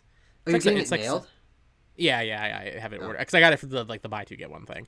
I could, but I have them all to pick. Yeah, I have them all set to pick up. Yeah. My fucking Best Buy doesn't open till 10. What am I gonna do for the whole morning? Be playing it before me. Work. Maybe I'll buy it digitally tonight just to spite you. I could go download it because Abram bought it as well. He bought it digitally, and I have Brum Pass is what we call it. The Brum Pass. Brum Pass. Yeah. All right, people. Subscribe here so you don't miss another episode, and follow us on all the social medias. Until next time, bye bye. Yeah. Why?